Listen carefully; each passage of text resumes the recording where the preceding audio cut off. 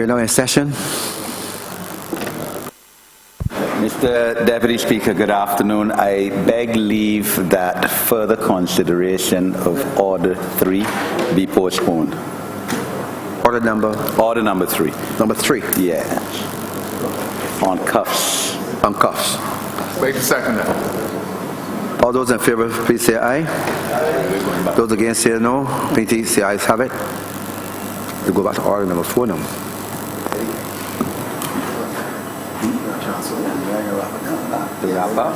Order number 4.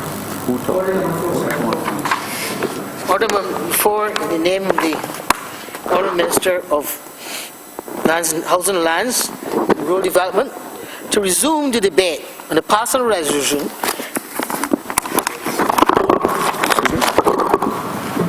to approve in accordance with Section 5 of the Crown Lands Vesting and Disposal Act, Chapter 225, the vesting in the National Housing Corporation of parts of land and the property of the Crown situate at Chancery in the parcel by Church for the purpose of housing development. Right, order number 4.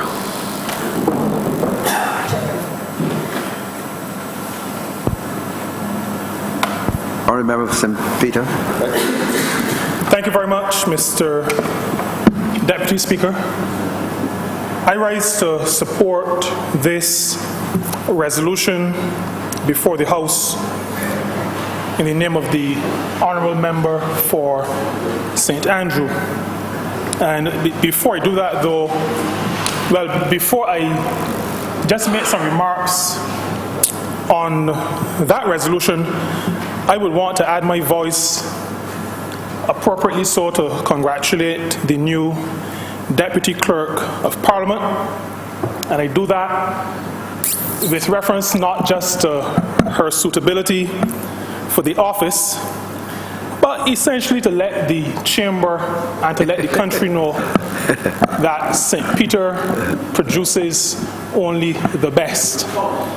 Good quality, high quality, and so she is most deserving of her appointment. And based on what I've said, I don't have, maybe like others, to hope that she performs well. I say, Mr. Deputy Speaker, I know that she will perform well and continue to do St. Peter proud.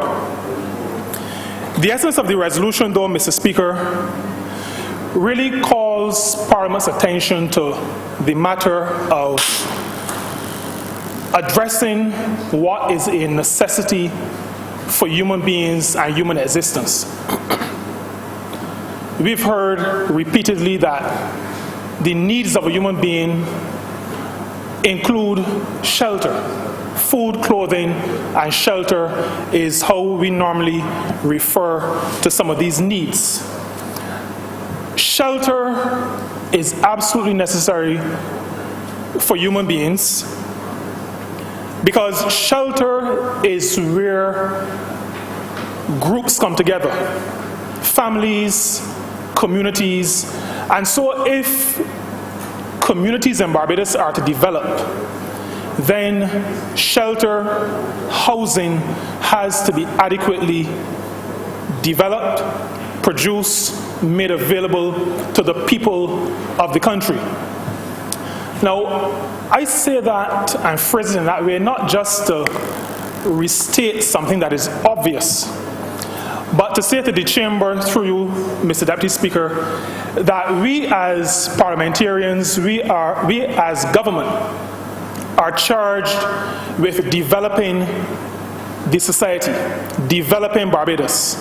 And so, consequent upon that responsibility being placed on us, the development of a country, even though sometimes we spend most of our time addressing economic matters, the development of a country begins with where the people are, where the people exist, where the people are sheltered.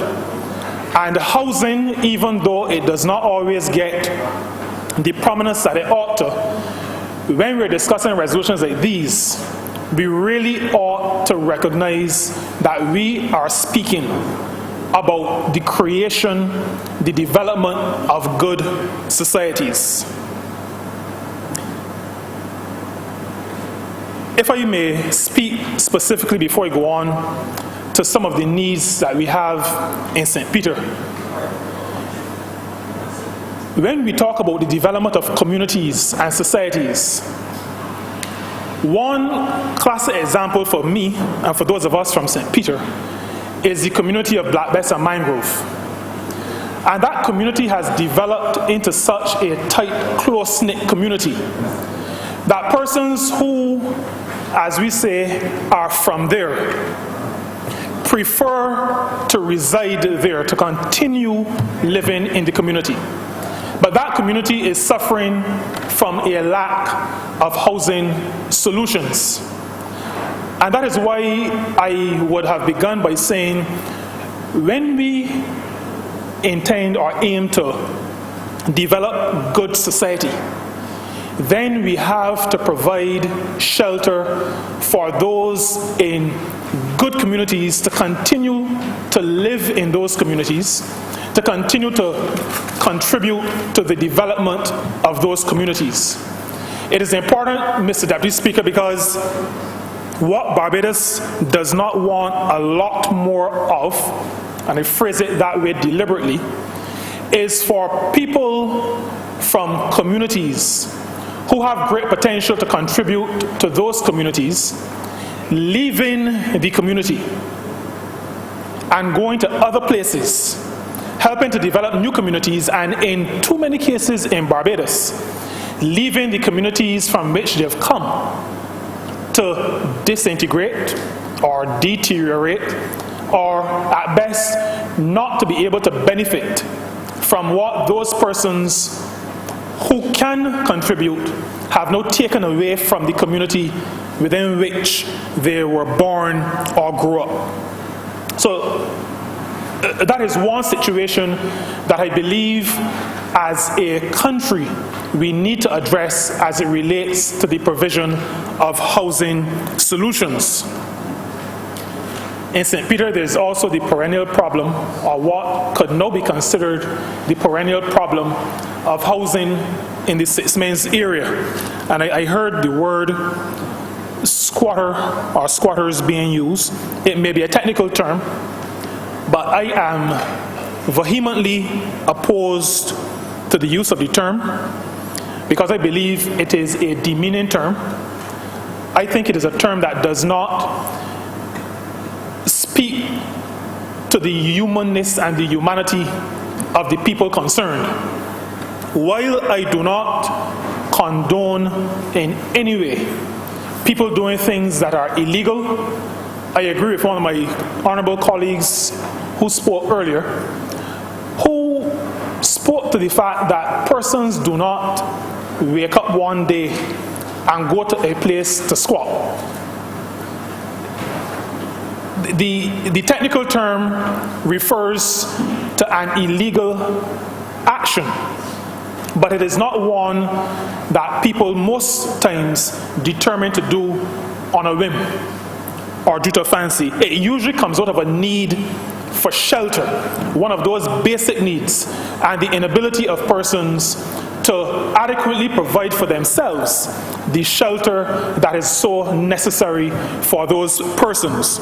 And so a country, a government, and a parliament must take very seriously the provision of housing solutions, shelter to the residents and citizens of that country. And in our case, Barbados. There are a number of issues that we've brought to the attention of the Ministry of Housing and the National Housing Corporation. I don't want to spend a lot of time on them. One of them is access to houses by emergency vehicles. This remains for me, as a representative of people and as a human being myself, a problem that needs urgent attention. I am of the view, Mr. Deputy Speaker, that there should be no house in Barbados, no shelter for human beings, where if it caught a fire, a fire truck could not reach it. Where if those who live in that place became seriously ill, it would be treacherous for paramedics to access the home to administer any kind of care to the individuals inside or to take them out to the ambulance. And I think that access is a matter that needs to be addressed and addressed urgently. There are some of those situations in the alley, what we call the alley in Boscobel.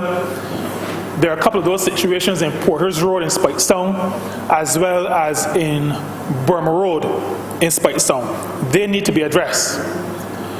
I also want to bring to the attention of the Chamber and to the National Housing Corporation the matter of the electrical challenges in some of the housing units.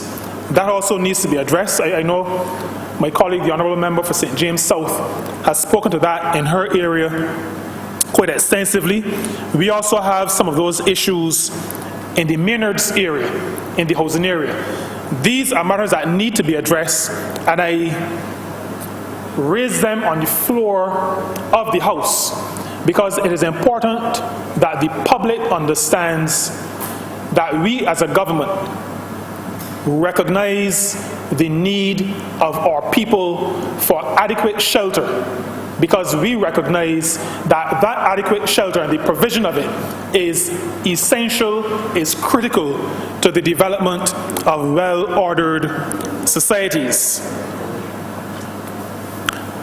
I also want to add my voice to those who have called for those who actually own homes to recognize the importance of taking insurance for their properties.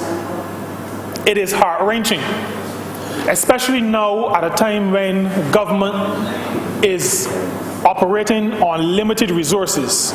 It is really heart-wrenching when a family loses a home to fire.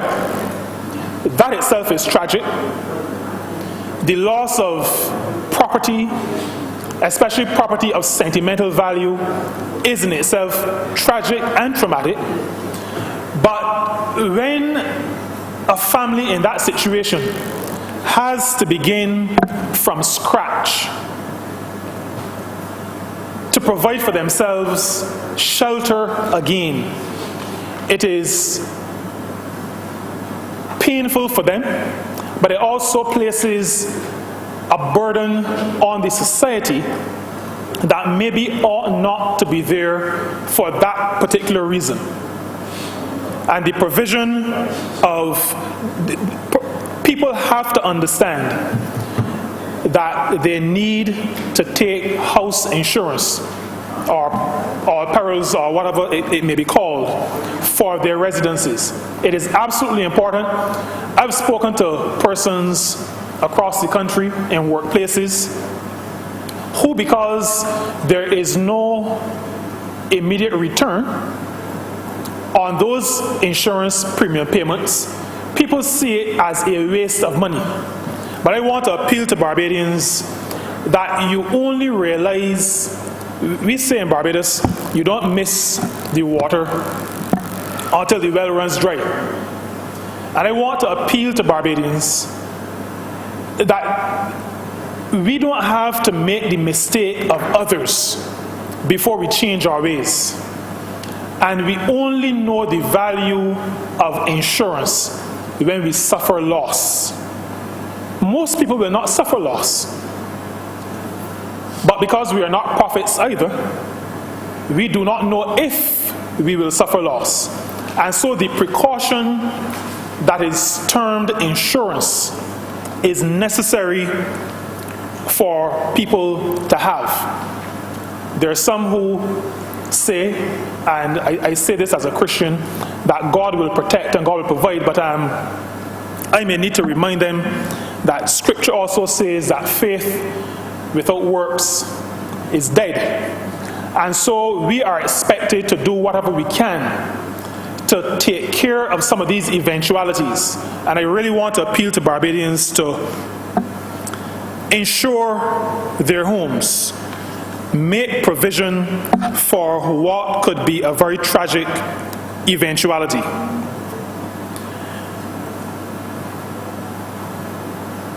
I had taken a position that I would not come into this chamber and repeat all the bad things or recount all the bad things that the previous administration had done. But as I move around Barbados, I have to agree to some extent that there are a few of us at least whose memories are a little short.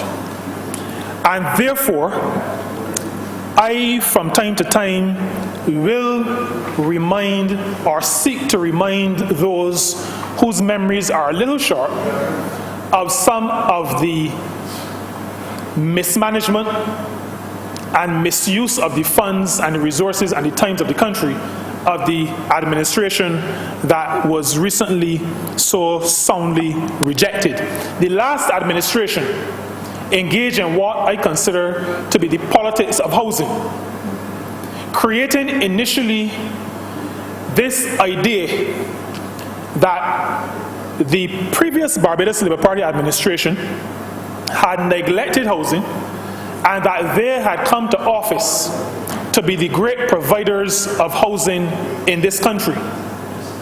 The Honourable Member for St. Lucie spoke to that quite eloquently this morning, because I remember, I think, standing next to him, looking over the wall at St. George Secondary School a few years ago, and looking directly at houses that had been built a few years before, seeing grass and bush having taken over that development, so that houses were built, and that is a fact that I do not seek, and I don't think any right-thinking person will seek to deny. But why do you build houses, leave them in a state where they're unoccupied and grass and bush are taken over, but you walk the length and breadth of Barbados talking about how many houses you've created? It is what some of those who are more experienced than me call smoke and mirrors. You have done it not because you want people to benefit, but you have done it because you want to be able to say that you have done it. That, for me, is the politics of housing. It is really politics that young people in Barbados ought not to want to get involved in. And that is why this Barbados Labour Party is taking a different approach to the provision of housing and shelter for the people of our country. Handing over keys, getting the photographs taken, then taking back the keys because the house wasn't finished, house wasn't ready to be handed over. That is shameful. It is so revolting, Mr. Deputy Speaker, to think that a party that has misled the country into thinking that secondary education, free secondary education really was their idea, after having assisted in educating the masses of the people of the country, can engage in the kind of activity that treats those people who have been educated as if they were fools. All the while, the list at National Housing is getting longer. Those who serve in this chamber formally on that side, or on the government side, they seem, and I don't know this to be true, but it looks that way based on what I see and what other people are saying, people not getting houses, but they're getting richer. They can build houses for themselves, they can build apartments, but the people, the average person in Barbados who wants shelter cannot get shelter, even though there are constructions that have taken place and that are visible, but they cannot get into those places to live. I think it is objectionable. I agree with the people of Barbados for soundly rejecting them. Yes. I know they rejected them partly because of stuff like that. But as I said before, I feel the need to repeat it because there are a few people who are forgetting how terrible the last administration was. And I want to say to Barbados in that vein, we've been in office for a little more than 5 months. This is a journey. We are going to be doing, and have started to do, what is necessary to solve the issues in this country. But it cannot be done in 5 months. It cannot be done in 6 months. Not all of it can be done in a year or two. I want to appeal to Barbadians to look at our trajectory. That is what is important. Are we on the road to getting to where we need to get? And I want to submit to the people of Barbados that even after 5 months, it is quite evident to the majority of people that we are getting there. We are on the road, we are on track for rescuing the country, rebuilding, restoring, and doing for this country what is necessary for the development of the people of this country. The Tenantry Freehold Purchase Act, and I am not going to tire of speaking to what I consider to be a revolutionary piece of legislation.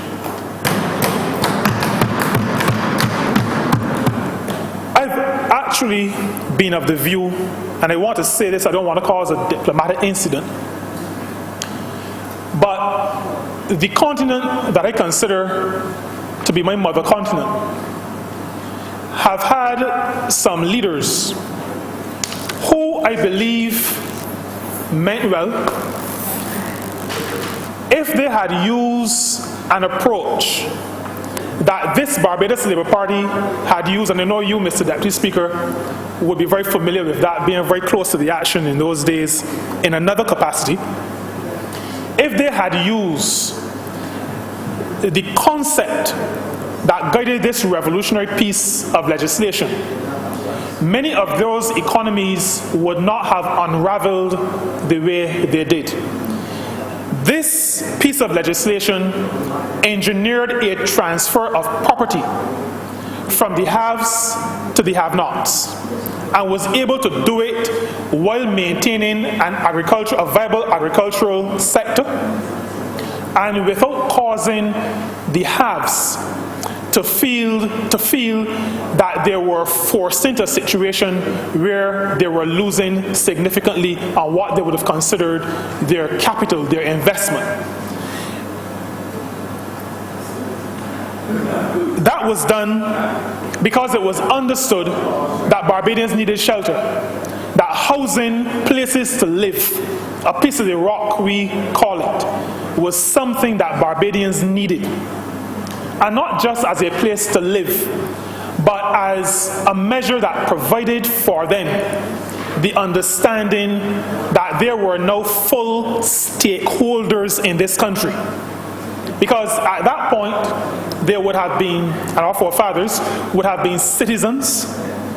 They would have had the right to vote.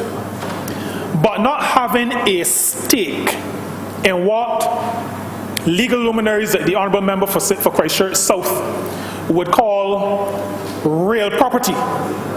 Not having that real property, not having a piece of paper that says on it deed or conveyance, then you feel a part of, but not fully a part of. And when this Barbados Labour Party speaks about enfranchising and helping people to understand that they are fully a part of this society, that Tenantry Freehold Purchase Act was a significant and revolutionary piece of legislation intended to achieve that goal. I want to submit, Mr. Deputy Speaker, that phase 2 of that revolution needs to take place.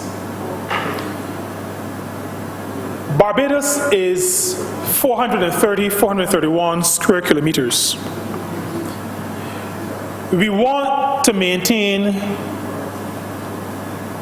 a viable agricultural sector. That means we cannot take out all of our land for housing. We are also in a situation where we recognize as a government that to create critical mass in terms of our economic activity, we need a larger population. There needs to be more players in our economic activity. And so with limited land mass and with the reality of needing to maintain land for agriculture, we then have to move to the point where our shelter becomes more vertical in its orientation. And I think that by and large, the country has begun to understand that. It means then that we have to engage in activities that will allow for the provision of shelter in vertical constructions as opposed to lateral taking up lots of land that is one of our scarce resources. And as a result, this Barbados Labour Party both agrees with the construction of that type of, and London Towers would have been one of those, that vertical construction, allowing people to have shelter, to be able to own, but in that kind of structure. It also informs why the Barbados Labour Party has that strategic outlook as we talk about offshore islands. Offshore islands because, as the Honourable Prime Minister, the Honourable Member for St. Michael Northeast often says, we have much more space in the ocean than on the 430 square kilometers that we have as land. And there's no reason why we cannot repeat what a previous Barbados Labour Party has done, because when the Deepwater Harbour was built, the Barbados Labour Party of the late 1950s would have created land where there was ocean. Pelican Island is no more only because land was reclaimed between what would have been called the mainland and the island. We have created land where there was sea in the past. There is no reason why 60, 70 years subsequent to that we cannot do something similar. In other words, Mr. Deputy Speaker, I am saying to you in the chamber and to Barbados that the idea of creating land where there is no sea is nothing new to Barbados.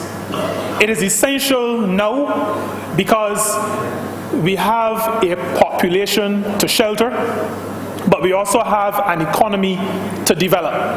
And with a limited land area, doing both those things means that we will have to do things a little differently than we may have done in the last 40 or 50 years. I also want to contend, Mr. Deputy Speaker, that development for housing must be planned. I began by speaking to the fact that housing represents the provision of a necessity for the human beings who inhabit the country. So that a housing development is not a development for concrete and galvanized. A housing development is for people, for human beings.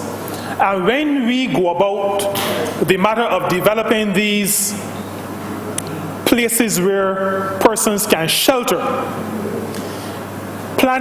much planning has to go into how those people will socialize.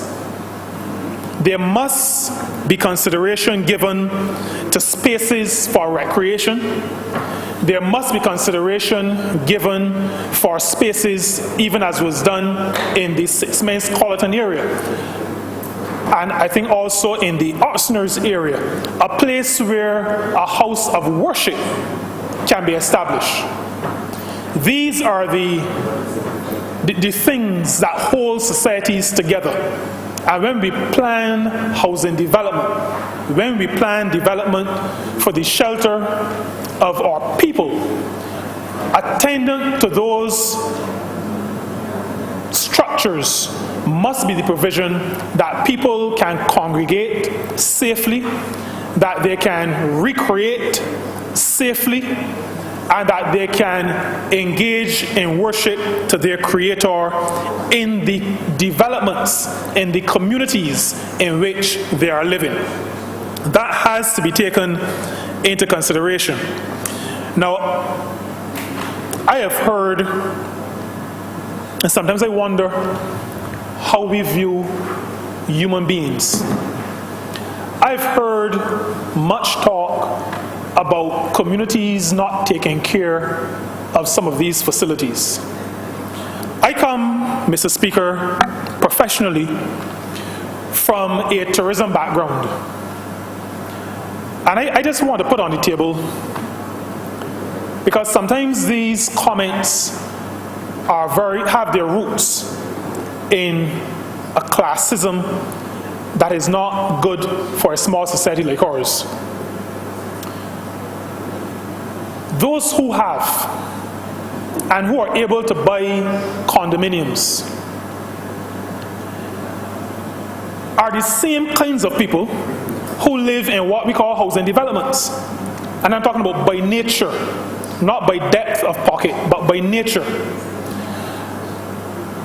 What happens with those who have materially is that, having recognized, usually the developers, those who develop the condominium, recognize that people do not naturally gel and act in a way that allows for the care of common areas.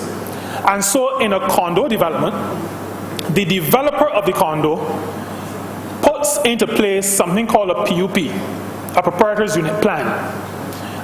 A construct, really a legal construct, that essentially says, I know that if I leave you all to yourselves, the garden's going to get overgrown and nobody going to cut the grass. Nobody going to pay bills for the outside lighting. Nobody is going to keep the hedge that is not around my condo but around the entire development. Nobody going to keep it. So I have to set up a legal construct into which you will pay some funds, and that construct will look after what is called the common areas. I say to you, Mr. Deputy Speaker, just because a person doesn't have, doesn't mean that the person is not of the same mind. But too often we create similar solutions for persons who do not have the means, and somehow expect them to engage in an activity that rich people are not going to engage in naturally either. I am therefore calling on government and on entities like the National Housing Corporation to think of, and if possible, go the route of creating some of these constructs so that the public spaces that are created, if these developments are planned properly, that the public spaces are adequately looked after.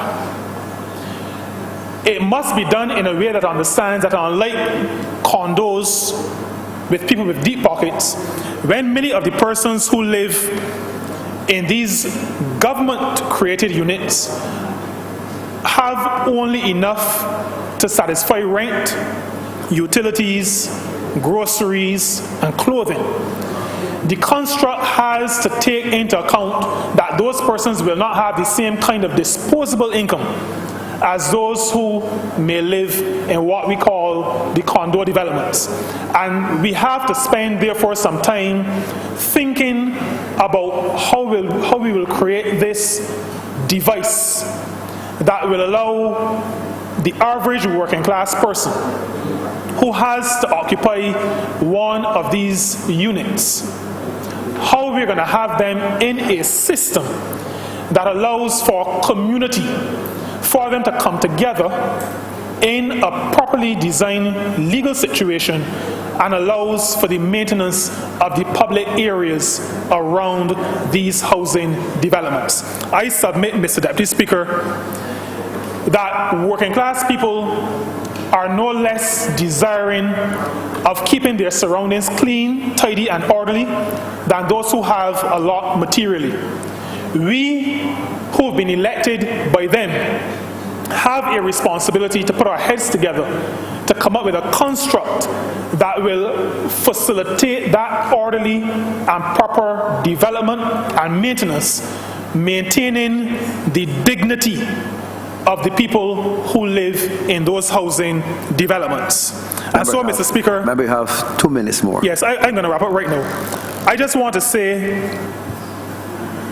having shared those few ideas, that I fully endorse the resolution before the House and support it, and say to the country that this Barbados Labour Party will take seriously its role in providing housing, shelter for the people of this country, regardless of their class or status in life. And this Barbados Labour Party will not engage in political exercises intending to impress or to win votes, but we will do what a decent government is elected to do, and that is to look after the people, especially those core needs of the people who elected us, the people of our country. And with those few words, Mr. Deputy Speaker, I'm obliged to you. Thank you. Member for St. Michael's West Central. Thank you, Mr. Deputy Speaker. I too rise in support of the resolution before this honourable chamber, and I too would like to join with other members who have spoken before me in support of the resolution. Mr. Speaker, Mr. Deputy Speaker, I agree with the honourable member for St. Andrew, who made a point not so long ago, I believe it was last week when we were in this place, that the vesting of land, the purposes for vesting of land, should always remain specific to the origins of legislation or the intended purpose. And I want to join in that line of thinking. Mr. Speaker, there is no doubt that the Barbados Labour Party is a pioneer in housing.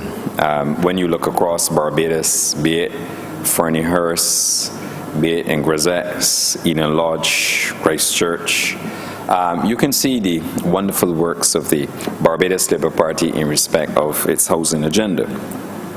But we are being challenged, sir, in this new environment with the provision of low-income housing. And I believe that has become the most urgent task, because I feel it in my constituency, for example, and I've had no less than 19 constituency clinics already every Thursday. And if there's one urgent topic that the constituents will speak to me about, that topic relates to housing. And it is a challenge, Mr. Deputy Speaker, that we have to overcome.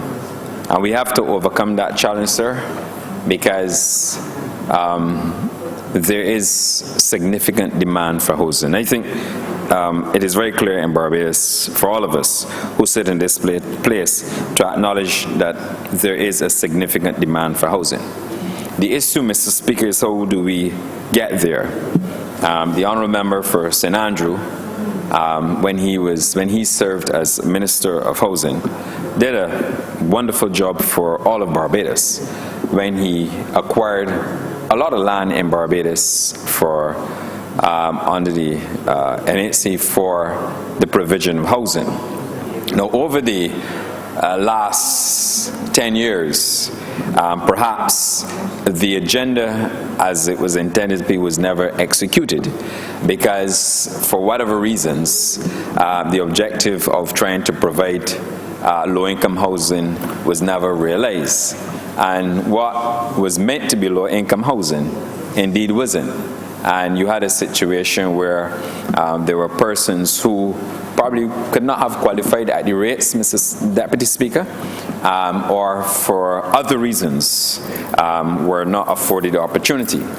We were also faced, Mr. Deputy Speaker, with a situation whereby homes were constructed under the disguise of low-income housing, only for those persons who applied to come, much to their surprise, to the reality that what they thought was low-income housing, in fact, was equivalent to those who would have gone and take some mighty mortgages in Barbados.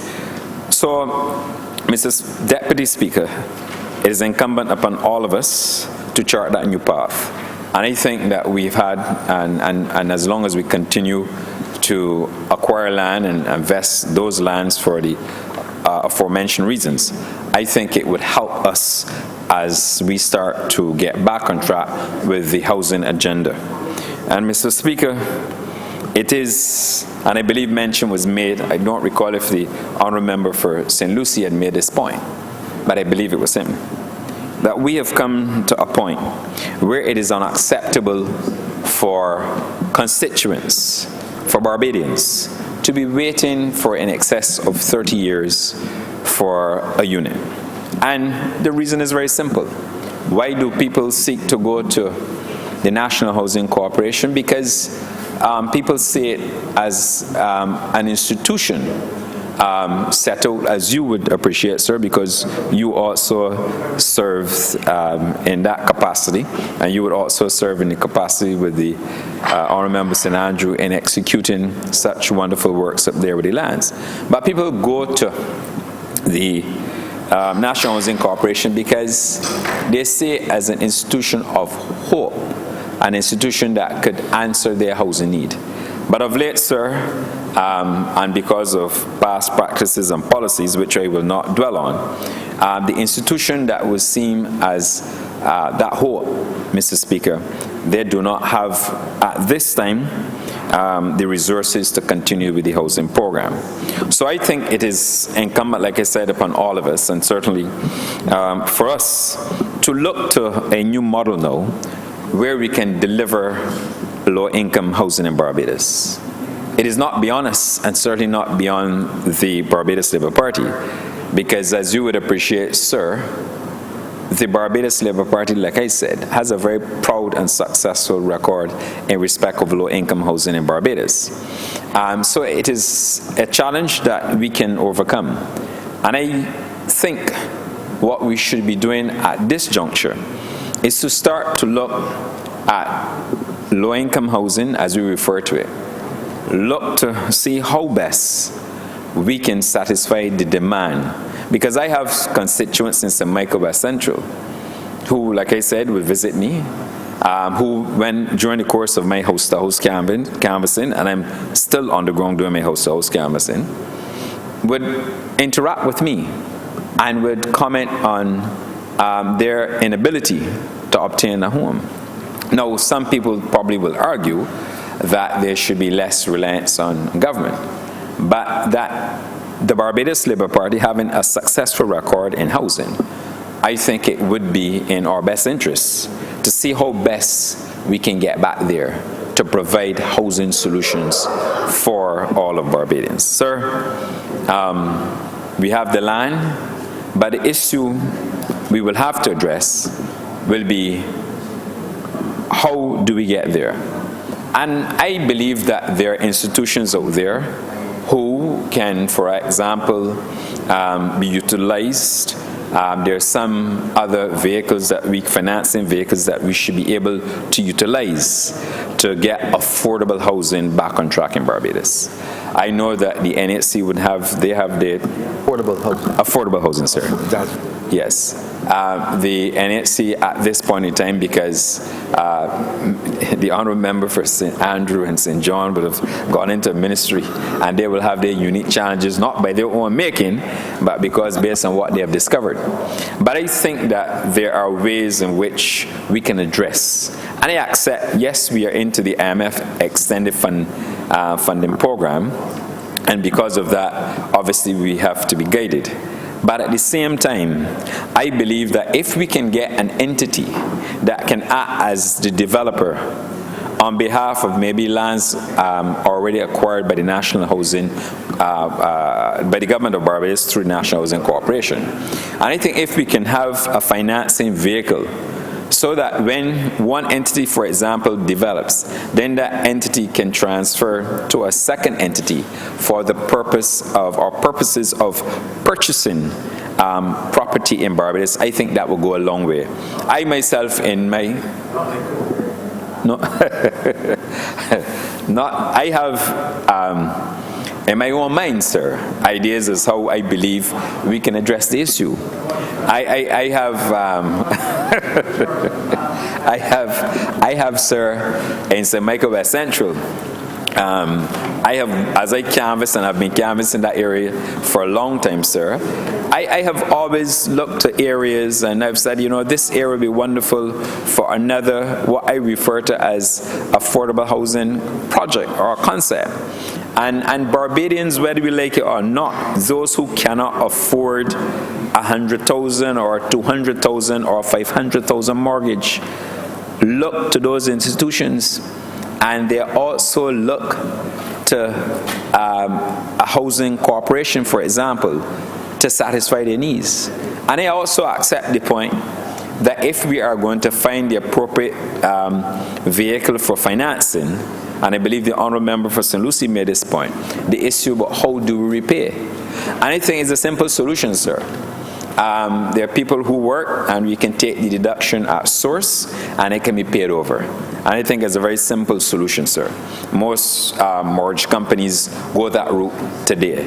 But I think it would be in our best interest to have that new approach. But I also say, sir, that I am not only encountering people in the constituency who are 30 and 35 and 40 years of age. I'm encountering people who are 50 years of age who need housing, who are perhaps renting not in the best, are living not in necessarily best conditions, perhaps renting units or renting homes that they too believe that those homes that they're renting probably might be a little substandard, but they have to afford and pay a lot of money. And sometimes when I learn of the amounts of money that they have to pay in rent, I say to myself, but if we could come up with an affordable housing concept, I am sure that those who are paying $1,200 or $900 a month could readily afford to pay a mortgage for an affordable home. So I think we need to find the appropriate mix and the appropriate financing vehicle in order for us to champion and seriously deal with the housing demand that we are faced with. I, Mr. Speaker, believe that low-income housing is affordable. We have a situation, Mr. Speaker, where there's a major institution financed and funded by the insured population of Barbados. And I see that that institution lends to credit unions, for example, for low-income housing at very low interest rates. And I ask myself the question, if the very workers who go to work and work hard and contribute to a fund, why is it necessary that perhaps that same fund could enter low-income, low-interest rates arrangements, as they do now with other entities, to facilitate or to address the issue of affordable housing in Barbados? And that is but an idea, perhaps, that we should look to in terms of trying to get housing back on the agenda.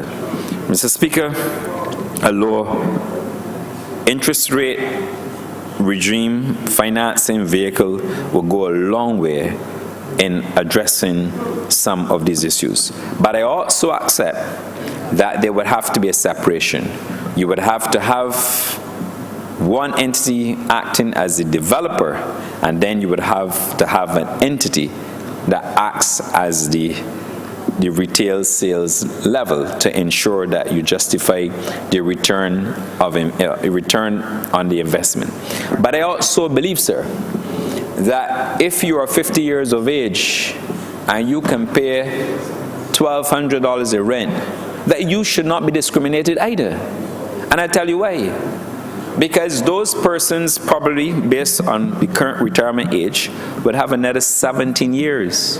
And even if you were to tell me that if you give them a 20-year mortgage, some people, sir, whose pension, and they may be living with their families, who could afford to carry that mortgage, maybe if you have to carry it for another 3 years into retirement.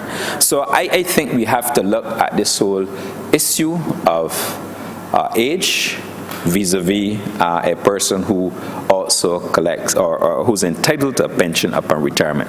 So, and that's the point I want to make, because yes, Barbados is an aging society, but at the same time, we have some persons, especially those who were not in a position to save over the last 10 years because of the high levels of taxation and because of the pressure that was brought to bear.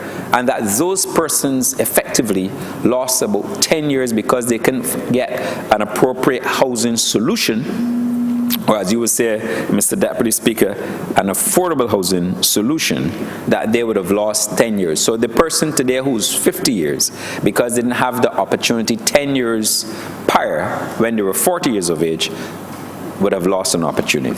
And if we don't do this, sir, I think we are going to find ourselves in a the country will find itself in a very serious position. Because you cannot have persons who, after a certain age, especially if they can't afford rents beyond a certain amount, because it's a bit different. You enter a mortgage arrangement, the mortgage essentially in Barbados will remain fixed over the term and the life of the mortgage.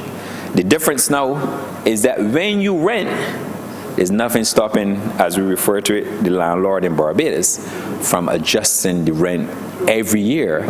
And obviously we don't have a control mechanism for rents in this country.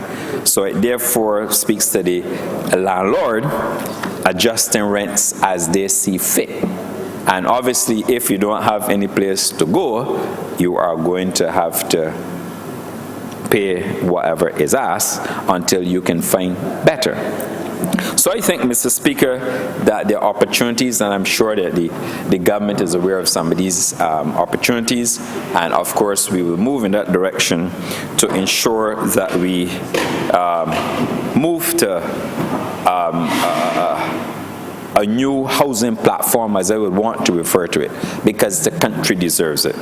I too, Mr. Speaker, only because of in the areas of Jamaica that I represent, and they have a lot of people who really are desirous of owning their own home. And we have to work hard, as we've done in the past, and I know that we are capable of doing now, to address this issue. And that is why I am happy to stand here in this very august place to commend the legislation before us, and to also commend the efforts of former Barbados Labour Party administrations as they went about acquiring land. Our challenge now, Mr. Speaker, is to move to the second phase of that, you might say, enfranchisement, and move to a situation where we can now build out what we call our capacity in housing. And we can get it done. Yeah? And we can get it done. We've done the right thing, like I said. We acquired the lands. All we need now is to find the appropriate financing vehicles in order to move it now to the development stage, and then to encourage people now to become homeowners in Barbados. But I know it can be done, sir. Mr. Speaker, the other issue has to do with the fact that all of these units, like I said, are proud record in housing. I think sometimes we may have to look at the laws, especially town country planning guidelines and rules, regulations and laws, because there's some of these facilities that were built for many years. And I think, and one thing about a Barbadian, when they own their own home, they take a certain joy and pride and satisfaction in the quality of their home. And I believe that we can even allow, through appropriate regulations, and if there's a need for amendment or new regulations, those regulations to be completed in sufficient time to allow people to expand those homes. Because whether we like it or not, because of the situation obtained in the past, there are some people who will love the opportunity to leave their parents' home and go and take their own mortgage. But because of the situation where they find themselves, because of the last 10 years, they're not in a position to save enough, or they're not in a position to acquire a home at current market rates, or they're not in a position to acquire land at current market rates. And therefore, in as much as they would like to leave home, they can't afford to do it at this stage. But perhaps if we had the necessary revisions to legislation that would allow them to expand existing government units, I think that will go a long way as well in terms of improving the circumstances and lives of the people who I've come in here to represent and who I intend to represent to their satisfaction. So I think that's something in addition that we should look at. But Mr. Speaker, I honestly believe that we have to relook housing. I know it is a priority for this administration, but we have to move to that next level where we look and see how best we can transition it. Mr. Speaker, there's nothing like a person turning the key to their own home, sir. We know what it's like because we have created thousands of housing solutions in Barbados. But we created housing solutions in Barbados that were affordable, and that when you walk through Rosettes, for example, Eden Lodge. Overcrowded. Yes, you may say they're overcrowded, sir. But when you walk through those districts and those areas, and you look and see the transformation that occurred. They may have the Louvre style. Today they have sash or push-out windows. Lovely gardens, sir. I mean, when I canvass, I see the transition. Like I told Mr. Speaker, I'm still canvassing. So, Mr. Deputy Speaker, I'm still canvassing. So I understand. So I'm underground and I'm remaining connected. But I think we need to find and create that wonderful opportunity to expedite our housing agenda in Barbados. And I know, sir, I have full confidence in the Minister responsible for housing and lands. I have full confidence in the Minister in the Ministry of Housing and Lands, the Honourable Member for St. John, because he too, like me, probably will wish to expedite some housing projects in his constituency. And the member for St. Lucie has certainly had his tour. I haven't had mine yet, but I will wish to probably at the appropriate time ask the Honourable Member for St. Andrew and his minister in the ministry, the Honourable Member for St. John, to come and walk through St. Michael West Central with me for two reasons, sir. That I may wish to identify some locations, not identify, sir, point them to some locations, sir, that I have already identified as potential housing sites, and also potential recreational sites as well, because you know we have to have a twinning, sir, of development in the twinning of development on housing, and you have to twin that with recreational facilities. And I have some sites, some locations that I'll be happy to take both to visit with me at the appropriate time. And I know they wouldn't tell me no, sir. So I'm happy to do it. But I'll be even more willing, sir, to even have a discussion in respect to how we can propel our housing agenda.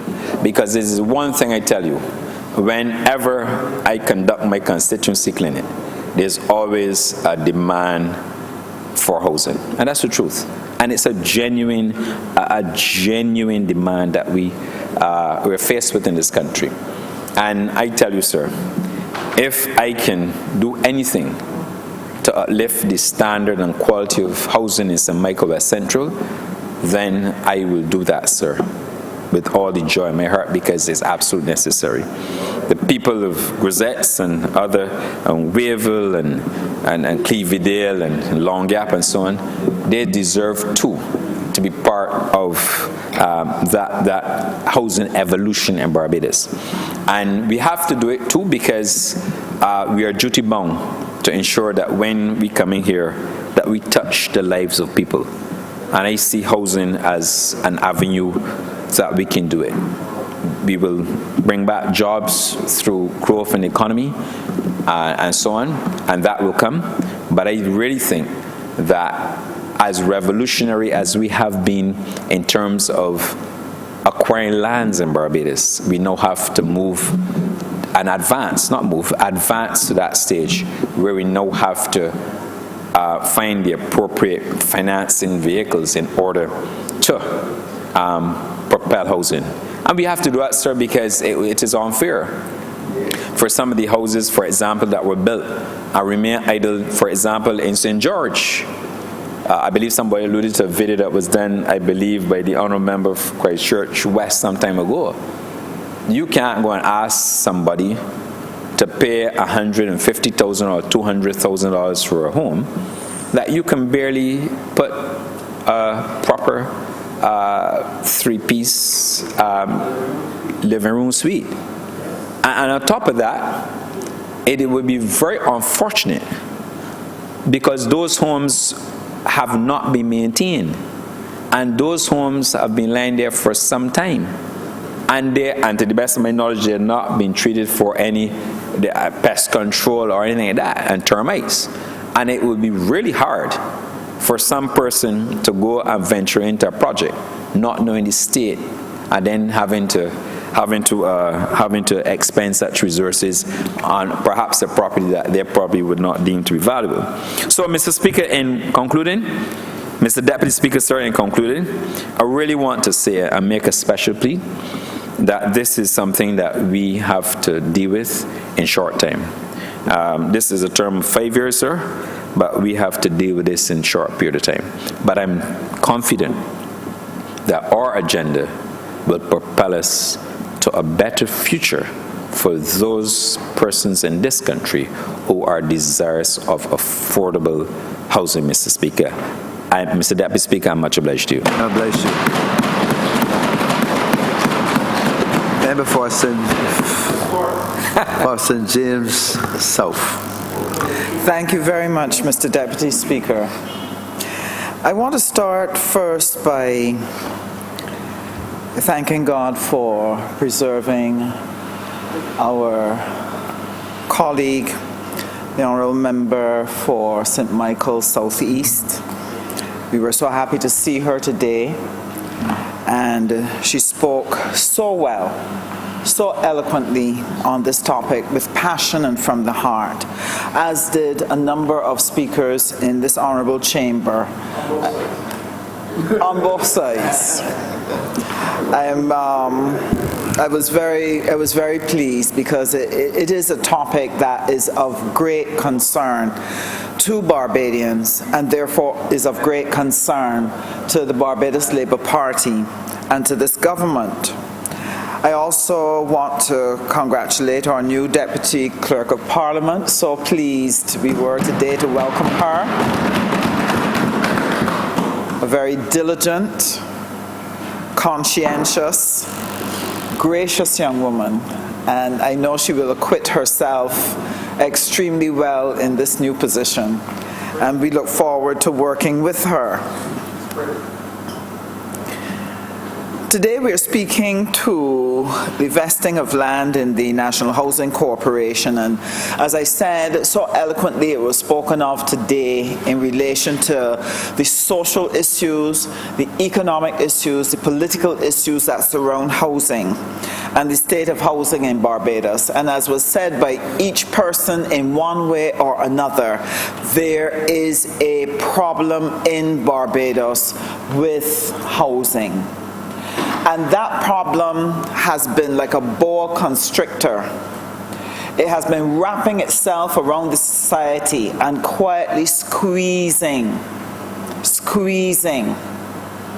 on the social well-being of our citizens. And it has been extremely difficult to be addressed because it is so multidimensional.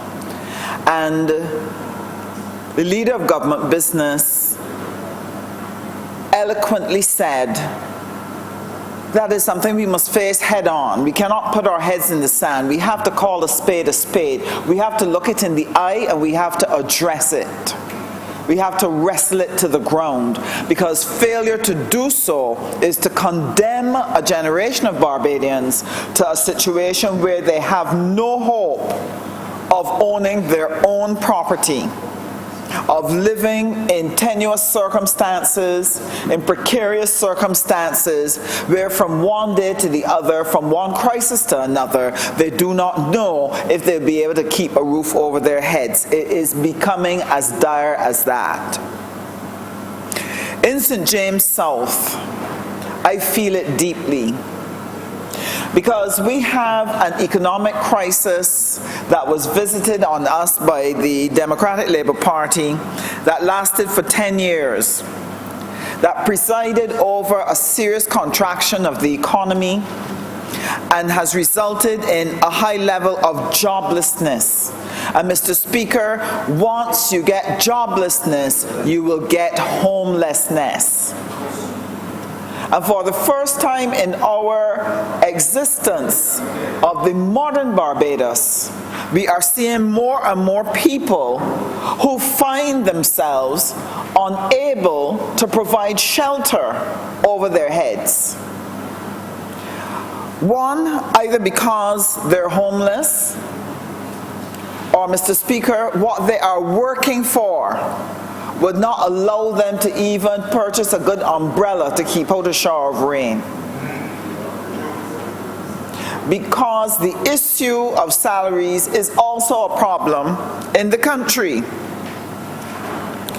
On top of that, Mr. Speaker, because of the rising cost of living, because of the rising cost of construction of homes, the cost of rentals will naturally go up. So what has been happening across St. James South is that a number of people are finding that they're unable to make their rent payments. And I have to say, Mr. Speaker, a number of landlords have been very accommodating. I have to say that. Because when I speak with my constituents and they share the background to their stories, very often people have tried to work with them, but the truth is the gridlock in the economy is not allowing those constituents to get the jobs that they need in order to take care of their affairs. I've already shared in this honourable chamber of young couples sleeping on the street, and the young men saying to me, yes, I could go back to my parental home, but there is no room to accommodate me and to accommodate my girlfriend, my child mother. And I am not going to abandon her in the street. I stay on the street with her. It is that bad when it comes to housing in this country, Mr. Speaker. And I repeat it so that we begin to understand the magnitude of the problem which will be facing the Minister of Housing, that will be facing this government, and that we have to work assiduously to tackle and address this.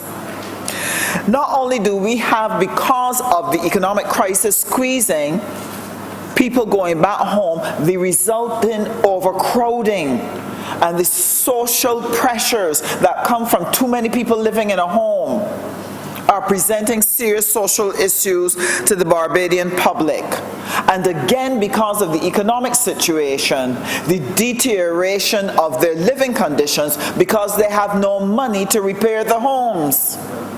They have no money to fix them, to expand them, to make them more comfortable. And therefore we have a crisis in housing here in Barbados. Of special note is the situation in Haynesville, where we have the added problem of the rewiring of those homes, which are now unsafe. And I'm happy to say that the Minister of Housing has assured me that he has, his ministry has received some of the funds that are necessary to start the rewiring project. So I look forward to discussions with him on it. I look forward to hearing what the ministry will be doing so that we can get that started as quickly as possible. But Mr. Speaker, it is symptomatic of the crisis in this country when it comes to the quality of housing. That is why, Mr. Speaker, The BERT program, the Barbados Economic Recovery and Transformation Program, is absolutely essential to this nation and is the primary focus of this government. Because if we do not get economic recovery, we will not have the means to be able to provide the housing and the opportunities for housing for our citizens. Mr. Deputy Speaker, with something like 30,000 people on a list waiting for housing units that are not available, for housing solutions that have not yet been built, even a modest home, Mr. Speaker, even at $100,000 in cost to a government, 30,000 people, it will require close to $3 billion to cover Barbadians with housing. Where would a Barbados government be able to acquire $3 billion in short order to be able to resolve this issue? It calls for new approaches. It calls for innovative solutions. And Mr. Speaker, the Barbados Labour Party is on the right track when it recognizes that only economic growth that generates the jobs, that give people the opportunity to provide homes for themselves, ably assisted and facilitated by a national housing corporation to provide opportunities for the purchase of land, to provide opportunities for a rent-to-own program, to look at the 100% mortgages program, so that people from their earnings can provide themselves with the necessary housing solutions that will be able to shelter them and their families, give them a stake in Barbados, and give them a sense of ownership and a sense of pride. This is why it is so important that a number of things are put in place to facilitate such a program. One of the things that will be necessary is to be able to establish affordable mortgages on extremely reasonable terms. And this, no doubt, will occupy the minds and the attention of the Ministry of Finance to look at how best Barbados can make such capital available to be able to stimulate housing construction in Barbados, to allow our construction industry to flourish after it was so badly decimated by the Dems when they were last in office. An area that is of concern that would be very difficult to tackle would be the issue of the cost of land. Prior to this, Barbados was known for having escalation in its land prices, and this has continued to put housing solutions out of the reach of the ordinary citizen. What we've experienced for the first time in the history of this country is during this dreadful recession, deepened by the Democratic Labour Party, is the first time that we've ever heard in Barbados that there has been a depression of land values and a depression of housing costs. And Mr. Speaker, that is something that is only likely to be temporary, because we have a problem of 166 square miles, high demand for housing, shortage of available space, and therefore I don't expect the issue of low prices or reduced prices to remain with us forever. So we have to look at how we are going to create a situation where there is affordable land that the average citizen feels it is within his grasp, it is within his reach to be able to do so. Now, one of the things that has to change in terms of how Barbadians operate and relate to the issue of land ownership. Barbadians have been taught that land is an asset and that they should try to acquire some. That is so deep in the psyche of the average Barbadian that the Barbados Labour Party, recognizing how important it was, we had put in the Freehold Tenantry Act to assist Barbadians to be able to own this. And this was probably one of the most revolutionary pieces of social legislation that we have put in. And we were able to offer to people on plantation lands 10 cents a square foot, etc.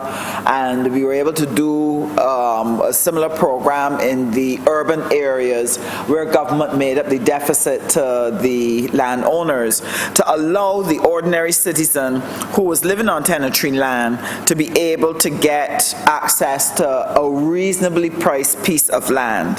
But what has happened is that has become endangered by the politics of land.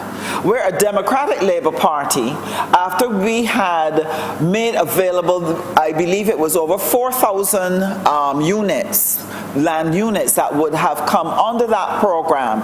I stand to be corrected by the Minister of Housing, that those were supposed to be conveyed to the people who had expressed interest in buying the plot that they were living on. But after we left office, the Democratic Labour Party made it its business not to finalize those arrangements, not to follow through and honor the pledge of government, because government is continuous, to ensure that those persons were able to put their name down on a conveyance and say, I am a landowner in Barbados. That person did not have the opportunity, Mr. Speaker, to be able to go to a bank and say, I have a piece of property that can back a loan. They did not have the opportunity to present an asset that would be of assistance to them in advancing their dreams and being able to do things that would open doors for their children, because a wonderful piece of social legislation got caught up in the politics of housing. And that happens when you don't put the needs of the people first. That happens when a party is more interested in its own welfare, in its own survival, at the expense of the citizens and the citizens' well-being. And so we've had a problem with that. But Mr. Speaker, I'm looking forward to the Barbados Labour Party looking back at that particular program, addressing it assiduously, ensuring that we get transfer of title to those people who have indicated that they would like to buy that piece of land that they've been living on for a number of years, and so they too can own a piece of the rock. But one of the things I want to draw to the attention of the House is how Barbadians relate to land as an asset. And a number of people have a plot that either came to them via the family, or they invested in a piece of land beyond what they're living on, and so on. And Barbadians sometimes do not always recognize that an asset such as land must do you good, and it can only do you good if you put it to work. That simply owning that piece of land and leaving it idle presents a number of problems. One, you're not gaining anything from it, but you have to pay the land taxes. It's going to need clearing. All of those are costs that continue to escalate. And if this goes on for a number of years where you've not been clearing, you've not been paying the land tax because you came into problems, then that asset now is at risk, because should you owe the government for property tax, the government may need to take up that land in order to be able to liquidate what is owed to them. So you put the very asset that you took the time to purchase at risk. So one of the things we need to encourage Barbadians to do is that they need to look at that piece of land and ask themselves the question, how can I effectively use this to provide a benefit for myself? How could I use it maybe to do an agricultural project? How could I use it maybe to put up some apartments that I could earn some money from it? How could I use it as collateral so that I am able to use it to advance finances to do something else that is critical to my life? Now, one of the things we have to look at in Barbados is the whole issue of rentals. It has become a problem, Mr. Speaker. because there will always be a constant tension between tenants and landlords. And very often when the relationship breaks down, when the landlord asks for the person to remove themselves from the house, sometimes it is extremely difficult for the landlord to be able to get the tenant to move on.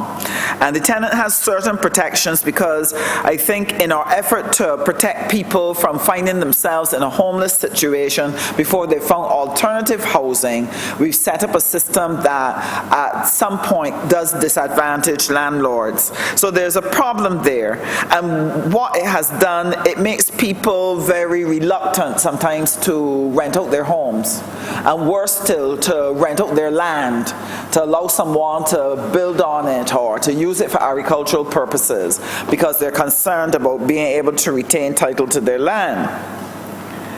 And so you have the problem where sometimes land is not being effectively used. Now, this has led, Mr. Speaker, to another major problem in our middle-class areas especially. One of the things that is a constant bugbear in St. James South is unoccupied lots that are not cleared. And the bush grows tall, it becomes a security risk to those homes. Then you have vermin running through, the rats, the mice, etc. And this then becomes a nuisance to that development. And they reach out asking for the Ministry of Transport and Works to help with clearing it, trying to get the MP to see if they can move the levers of government to get it cleared. And where the government is cash-strapped, short on equipment, short on workers, it is very difficult, especially in the rainy season, Mr. Speaker, to keep those lots clean so that the development remains in a healthy state.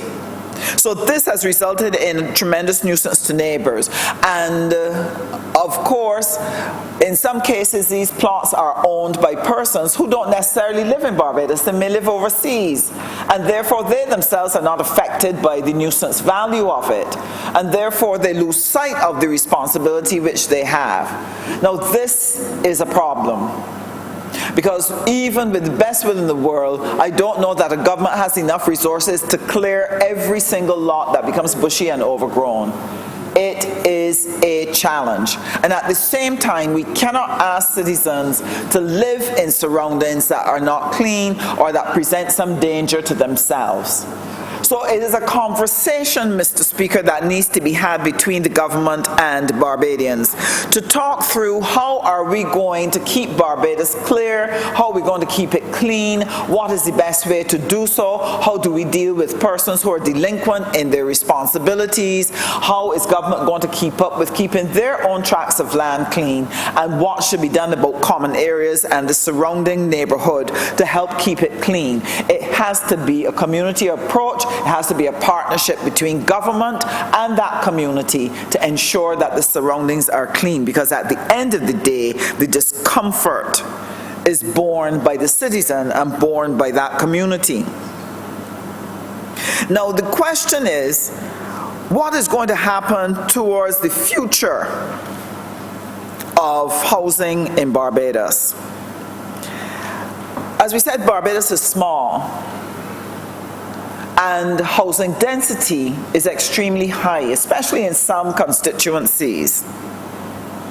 Just in Haynesville alone, Haynesville is not a very large area, and I can tell you over 1,800 people live in that closely knit, densely populated community. And I believe we heard the Honourable Leader of Government Business talk about the density within her area in the Pine. And it is a problem that Barbados will grapple with and will always grapple with because we're small and we have a lot of people. So the problem of urbanization is something that we have to be planning forward for. The UN predicts that by 2056, close to 66% of the world's populations will live in urban areas. And therefore, all the problems associated with heavy urbanization will be something that would have to be addressed. It will reach crisis proportions. They say today, where we are in 2018, it is at 54%. So most of the world's population actually lives in urban areas. So how are we going to deal with a little Barbados of 166 square miles and the disappearing rural landscape? As we build more and more housing, as we take up more and more agricultural land to build houses, how are we going to deal with the problem of population density? Shajay Bhusan said, to make dense areas more livable, we must organize new types of communities, and we must pursue innovative architecture to be able to cope with urbanization of the future. And sir, this relates to Barbados significantly because we have a problem with high density in our country. Bearing in mind, we still don't have enough population. The question is, where are we going to put them? So what is it we need to do? We have to examine our land use policy. That's why the physical development plan is so important. Mr. Speaker, I can only speak in admiration of the thoroughness of the planning of the Barbados Labour Party in relation to how we're going to grapple with the problems of this nation. We did not just come looking to deal exclusively with the direct economic issues, how we're going to get foreign reserves, how we're going to cut costs and so on. We also recognize that at the same time, we've got to be planning for a Barbados of the future. And as we speak, there are persons actively engaged in the development of a physical development plan that deals specifically with the issues with which Barbados will be faced in relation to how we use land given its limited size, limited amount, and the demands that we have for it. And we had spoken in the House about it a few weeks ago. And one of the things, and I believe one of my honourable colleagues in this chamber has mentioned it, is that we're going to have to look at high-rise. Now, high-rise is a challenge in Barbados. I'll explain why. Barbadians are not accustomed to, have not been accustomed to living one on top of the other. And high-rise housing accommodation is something that is a little challenging for us. Barbadians like to have their own paling. Sociologically, Barbadians are wedded to the notion of having a house, but not just having a house, it must have a paling behind it. Now, one of the things that surprised me when I traveled through the islands was that there are no palings. And I kept thinking, why does this place looks funny? And I couldn't put my finger on it, Mr. Speaker. Why does it look strange? And then someone pointed out to me, the reason why the houses look strange is because there are no palings. But in Barbados, we don't just want a guard wall. We want a paling that is 8-10 feet high because nobody is to look in the back. Nobody must see into my back space. It is like being caught with your pants down, not to have a paling, literally. Yes, and people, but in the islands, they bathe in the yard too. But Barbadians are very, very private. So when we talk about changing the way we build our homes, we now have to move against a psychological position that is so deeply cultural that we have to address that first before we try to change how Barbadians live in high-rise houses. When West Indians, and in particular Barbadians, when they went to England for the first time, they weren't accustomed living in these apartments. You know, when Barbadians are cooking, Barbadians, you're throwing off the okra water or you're throwing out the sweet potato water or something, or you fling it through the kitchen window and it land in the yard. So the first set of West Indians, apparently when they went up there, used to do that. And people used to have to try to tell me, you can't do that, you can't do that, no. But it was so difficult for them to make the adjustment because high-rise living really calls for a change in how you think. So, what does that mean for how we are going to build houses in the future for Barbadians? It means, first of all, we must take into account the cultural behaviors of Barbadians. You must take into account how we like to socialize with our neighbors. We like to know our neighbors. We like to see our neighbors. So it means you cannot have situations where you have these straight lines of roads and houses going down the gap. But they need nesting shapes where people can see each other and talk to each other out of the window, etc. If we do high-rise, we have to create social spaces every couple of floors where people can gather and talk and lime and relate to each other, or where a parent can safely know that the children are out there in the communal space, they will be all right because other Barbadians are there and will keep an eye on them, and they don't have to go too far to be able to get into a recreational space. So we're going to have to take the Member has 2 minutes. Already, Mr. Yes. Speaker. So, the future.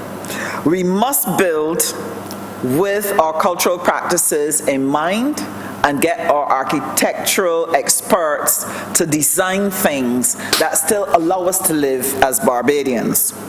The second thing we have to do is to look at the quality of the construction, their new materials and new approaches, but we have to be careful that they do not become a threat to the environment or a threat to health.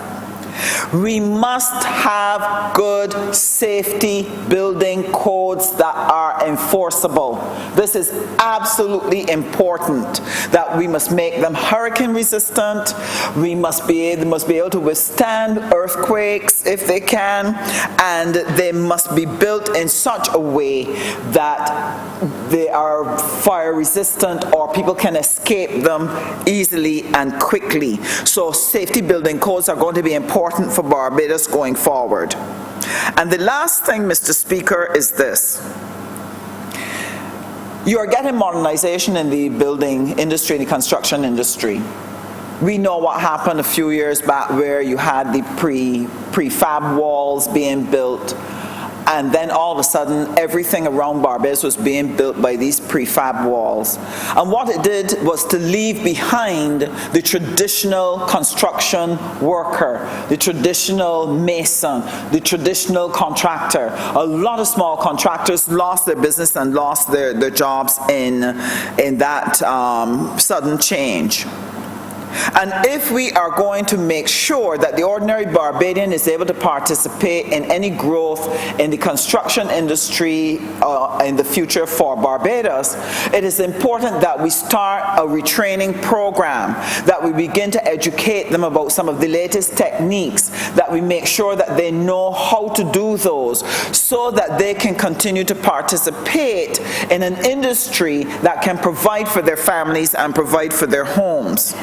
And therefore, I would want to commend to the Minister of Housing that these are some of the matters that we need to engage our minds around if we are going to take housing into the future, if we're going to take Barbadians with us into the future, whether it's persons to own homes, whether it's people to build homes.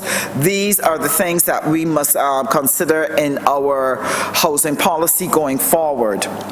I want to thank you, Mr. Speaker, for the opportunity to speak, and I want to wish the Minister of Housing every blessing in working with us to come up with a solution that we can find meaningful housing solutions for all Barbadians. I'm obliged to you, sir. God bless you.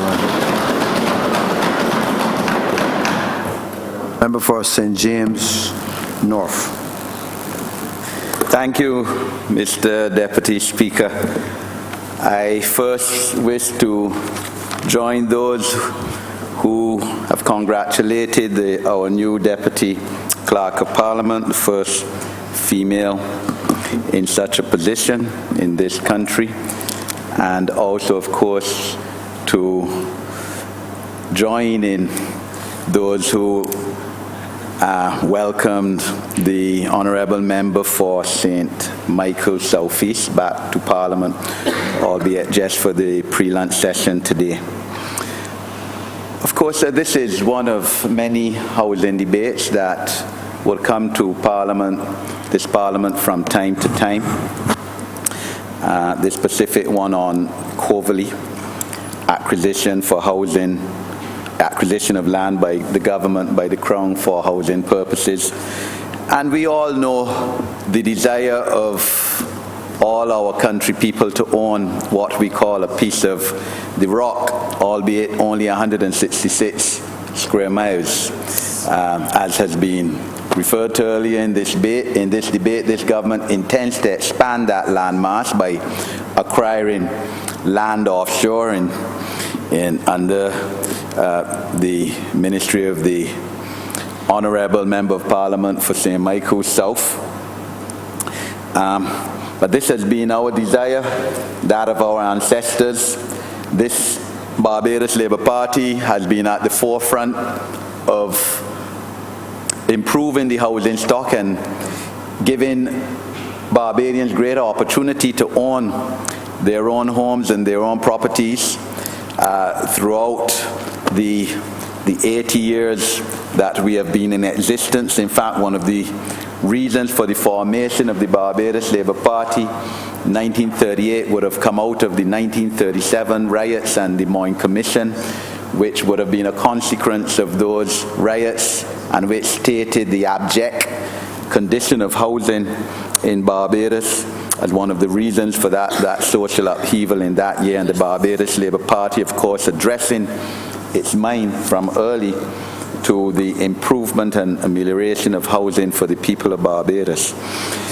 Government can't do it alone. You know, a lot of us, and I took note of what the Honourable Minister of Housing said in his leading of this debate last week, that there are 30,000 applications for houses either for sale or rent of public housing in Barbados. That's a huge figure that has increased over the years, and which no government, let's be real, can seriously dent or eliminate.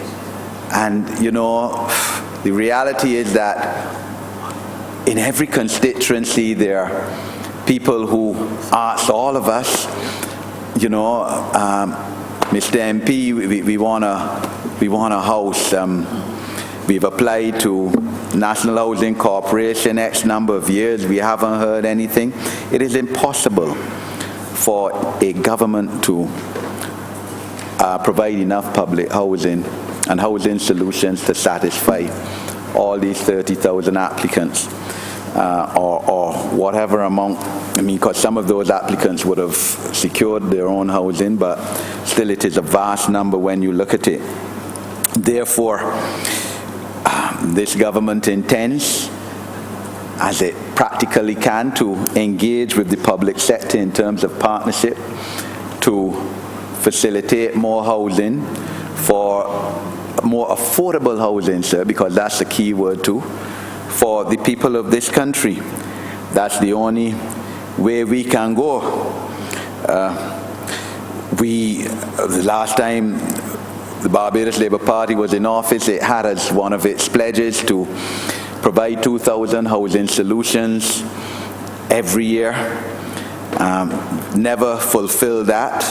Like I said, that it would have been an onerous task, but you have to aim high, and certainly in the period, in the three-term period between 1994 and 2008, many housing solutions were provided. Mr. Deputy Speaker, you were involved in a large number of them, both as first parliamentary secretary in the Ministry of Housing, and then as Minister of Housing. I served in your ministry, as you would recall, sir, as Deputy Chairman NHC and as Acting Chairman for a while. And what was done then, we would have to, of course, use as a model too and as a guide to do in the future, to facilitate housing, to give people incentives to build their own houses, to buy from the private sector. We would have introduced tax incentives in terms of building houses for first-time homeowners. We would have, in terms of the Income Tax Act and concessions on your income tax for the interest that you paid on mortgages, to lessen that financial burden. We would have removed VAT on building materials for first-time homeowners, a tremendous incentive in that case for first-time homeowners. We would, of course, also have given tax concessions for hurricane-resilient homes where you put window shutters to, of course, lessen the possibility of damage in adverse weather conditions. All of that, the last Barbados Labour Party administration did in terms of trying to facilitate the acquisition of houses, the provision of housing solutions in this country, and also to improving the resilience of the present housing and making it easier for people to construct houses in terms of tax incentives, and then to, after the house was constructed, to pay their mortgage interest. As we know, sir, all of these facilities to the Barbadian public were removed by the Democratic Labour Party, as is their style. They did it the previous time they were in office. You would recall, sir, 91, 94 period, by removing all the tax concessions. The only one they left then was the subsidy that their members of parliament paid to their political party every month. That was kept. But all the other tax incentives, that previous the LP administration in the 1990s, 1991-94 period removed, and their successors during the period 2008 to this year continued in that style by removing all the tax concessions now. So that is what we have found, sir. Even though, of course, they raised $26 billion in taxes, more than any other government in the history of Barbados. And even though they impoverished Barbados to make it the third most indebted country in the world, in the whole wide world, per capita debt to GDP, including local debt, of 170%. So that is the hand that this new Barbados Labour Party government of just over 5 months has encountered. Situation, yes, where there's still tremendous demand for housing by the citizens of Barbados, and one that we have to address, but we will frontally address the issue, sir. You know, the Ministry of Housing has two extremely worthy ministers, sir. One who has been minister in that capacity before, and the other, the Honourable Member for St. John, a giant killer, sir. And if he could kill the DLP giant of 60 years in St. John, not only kill, knock it out 2-1, so he can certainly assist by bringing about some housing solutions in Barbados. I have full confidence in those two individuals to do that, sir.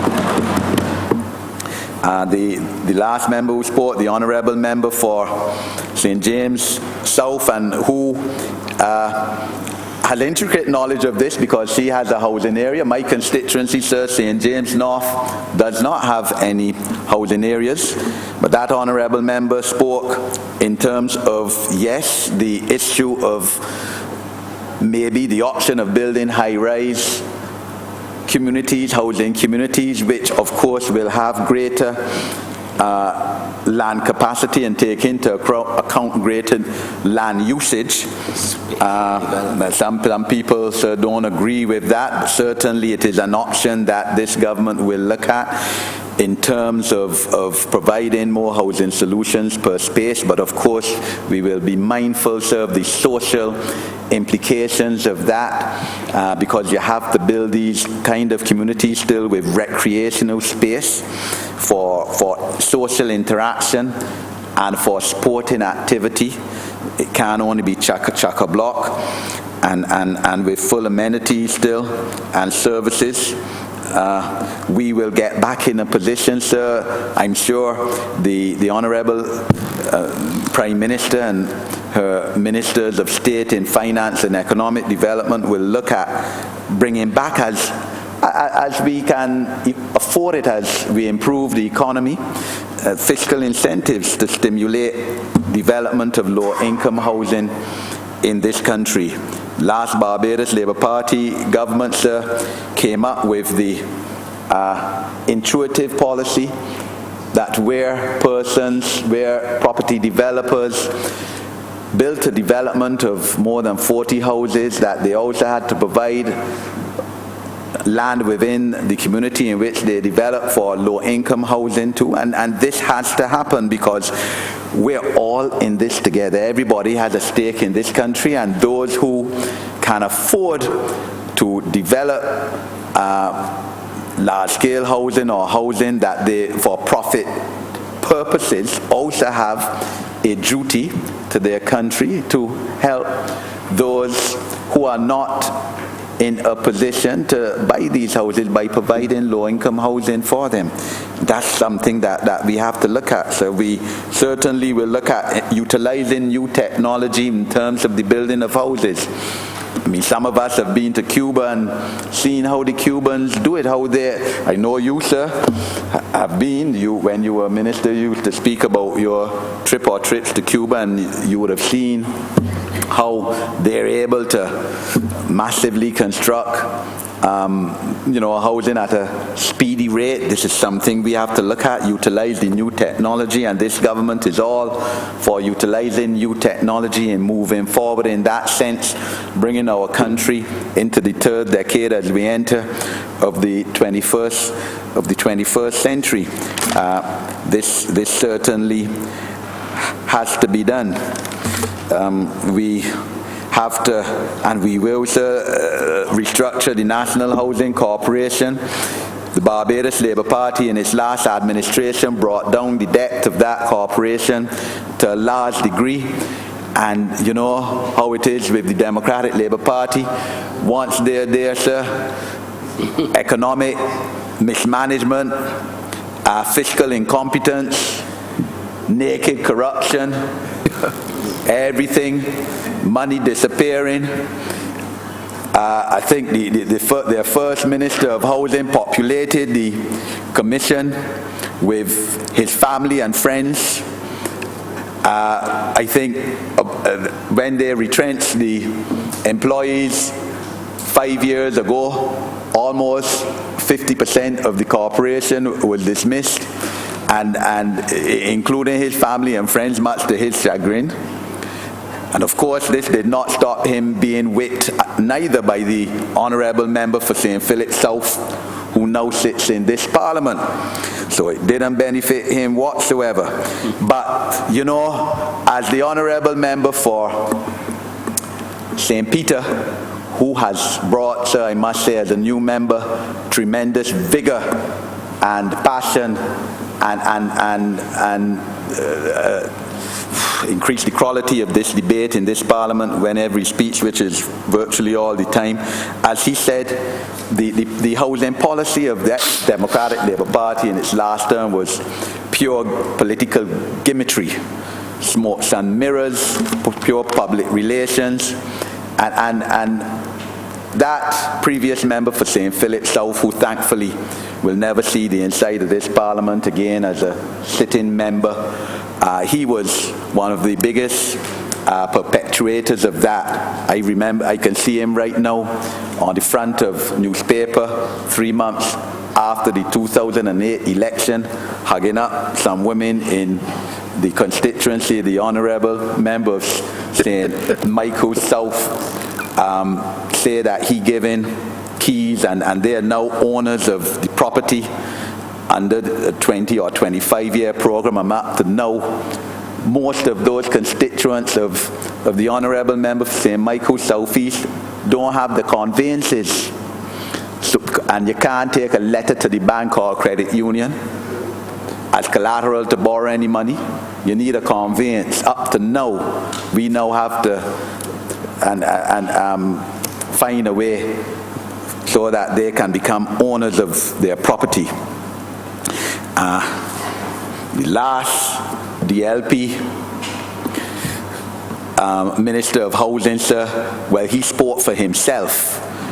The worst Minister of Housing ever in the history of cabinet government in this country, who thankfully again too will not see the inside of this Parliament due to the present Honourable member for St. Lucie will not see the inside of this Parliament as an elected member again neither. Because he did absolutely nothing except continue to increase the debt of the National Housing Corporation.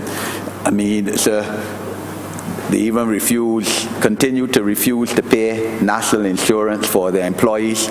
So when in fact you did, on occasion, very, very few occasions, get a conveyance from the National Housing Corporation, you also had to get a release from the National Insurance Scheme, releasing that particular lot from the millions of dollars that the National Housing Corporation had as judgments against it for owing NIS debt. Complete and abysmal management of a fundamental aspect of social life in Barbados, housing, and in fact of the whole economy. Coverly, which the Democratic Labour Party built completely, hardly like a ghost town.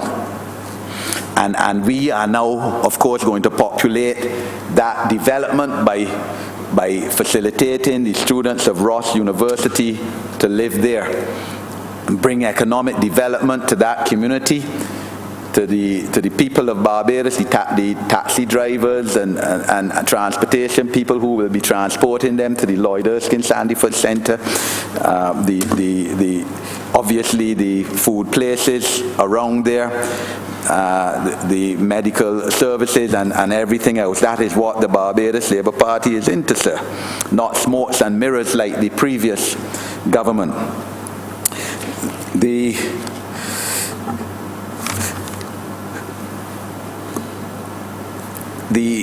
This Barbados Labour Party, sir, is also committed to bringing in reverse mortgages. That's in our manifesto. This is a concept, sir, as you know well, that has been tossed around for a very long time, too long a time, in terms of the governance of our country, in terms of facilitating older people, pensioners, to be able to gain finance for them in their more senior years.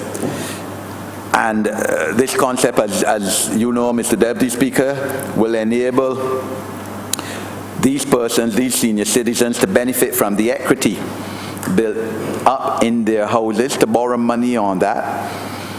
If they don't repay, those who inherit their estate will have to pay. And it is a concept that we are committed to bringing about, and which we will certainly address and seek to bring about. We also have to look at, and it has already been debated in this Parliament, one aspect of it, sir, looking at Zone 1 areas. We need to tackle that issue. That is an issue that affects not only the Honourable member for St. Michael East constituency, for example, but mine as well. A large part of St. James North is assigned as Zone 1 at the present time. and therefore you can't build houses on it. You can't improve the house that you have it once the house is built after 1974, which means that you can't put in indoor waterborne facilities in your house. So there's still that concept of outdoor toilet facilities in some areas in St. James North. It is a problem, sir, which ought not to be confronting a government that came into office on May 24th, 25th, 2018. Should have been dealt with in the previous 10 years. We will deal with that, sir. We have pledged both in our manifesto and in the financial and budgetary statements of the Honourable Prime Minister on June the 11th this year to eliminate all pit toilets in Barbados. It's estimated that there are about 5,000 of them. We have allocated $10 million for this present fiscal year to commence those works. That will also, in terms of improving the housing of the 5,000 people in Barbados, but it will also bring economic activity, employment for people. And this is what a caring government has to be about and has to address.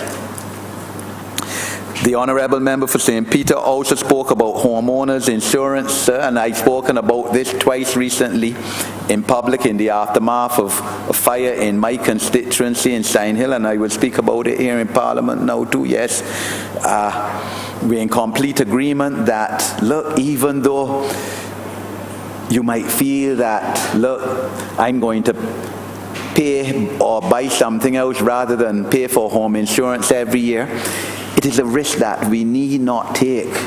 Because yes, insurance may or may not happen. It may not happen, but it can happen. There's always that possibility.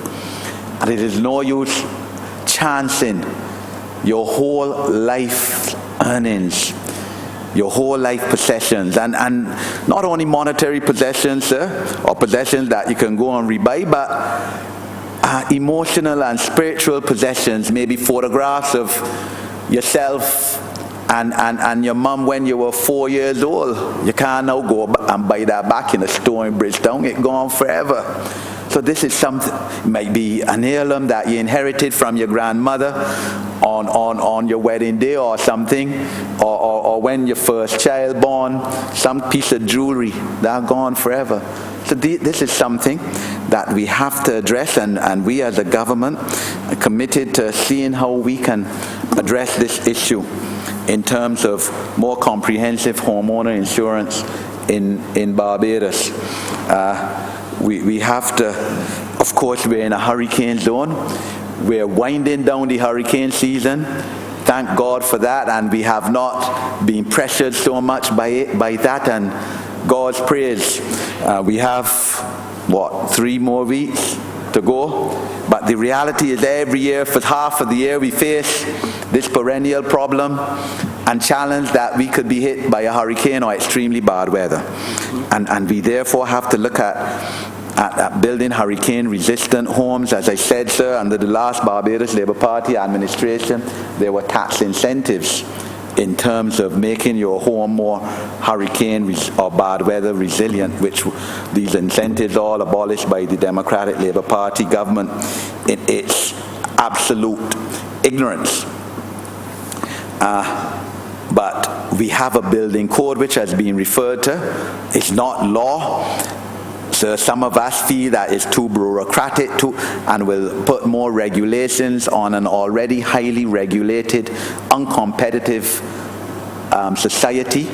That may very well be true, but there are some aspects of it still that we need to adhere to, and probably need to even make the law in terms of improving the standards of most homes where it can be done, where it's practical to be done, to make them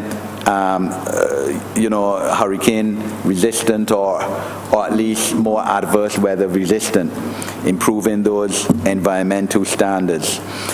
So these are issues which we will actively address as a government. One of the problems, again, which confronts us something that has been passed on by the last government has been their failure to pay the subsidies which government is legally committed to paying under the tenantry program. Barbados Labour Party, as has been said up to today by the Honourable Member for St. Peter, brought into legislation in this Parliament one of the most socially revolutionary pieces of legislation, Tenantry's Freehold Purchase Act. I mean, but when you check the records, sir, it's undeniable that the Barbados Labour Party has been at the forefront of most of the social revolutionary law reforms in this country, and that was one of them. And we had in the last administration brought forward law that, look, yes, for tenantry lands, urban and rural too, sir, tenant would pay $2.50 a square foot, government pay the rest. So I have a situation, sir, for instance, in Dublin Road, Western, where the tenants paid there $2.50, sir, since 2008, just after the DLP came into office. And all now they haven't got the property. The government, the DLP government, absolutely refused to pay their subsidy so that people can become homeowners. Up to today, sir, I said, let me check before I intervened in this debate, and they said that they're making headway to convey these properties to the tenants, sir, and I'm sure that the ministers of housing will see that that is done, because both of them are from rural constituencies and understand the need for this to be done, because it can't be fair, sir, that the tenant, Barbadian citizen, pays their subsidy, their $2.50, and the government had it holding for 10 years, 2008, and couldn't find it fit to pay their subsidy. When I spoke to the previous member for St. Lucie, sir, it was like if nothing cared, typical of the callousness of the Democratic Labour Party towards the advancement, socially and otherwise, of the people of this country. It didn't matter.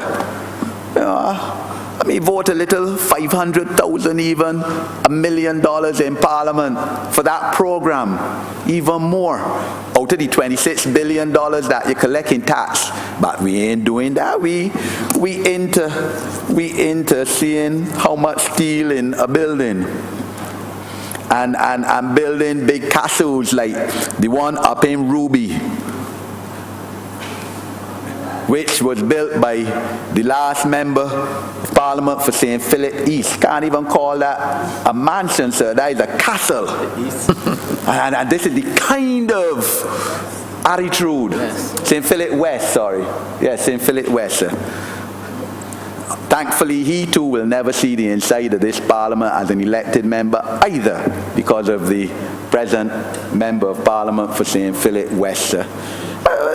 This kind of thing in the name of governance that perpetuated itself for the last 10 years before May this year by the worst government ever, I would want to say, in the history of the whole Caribbean, sir, has thankfully been brought to an end. But the people of Barbados have to understand this, sir, and have to give us a chance. I know that we all want things to be improved at the drop of the hat, but this is the real world we're living in. And rather than focus on naked propaganda and foolishness that has recently been perpetuated by the Democratic Labour Party on social media, let us focus on getting this country back and restoring it to its rightful place, punching above its weight, according to a former, recently deceased Secretary General of the United Nations. And the major aspects, as you know, in terms of that development and that restoration has to be the improvement of housing, because everyone is entitled to shelter. It's one of the basic necessities of human life, and we will do it. So we also have to find a way to utilize the thing is about 15 to 1700 derelict houses and house spots in urban Barbados, because that too will help bring about at least an amelioration of the housing challenges in Barbados. A lot of these properties are tied up in legal disputes and owing a lot of land tax, but we have to find a way, something that has confronted previous governments, sir, and we will address this issue.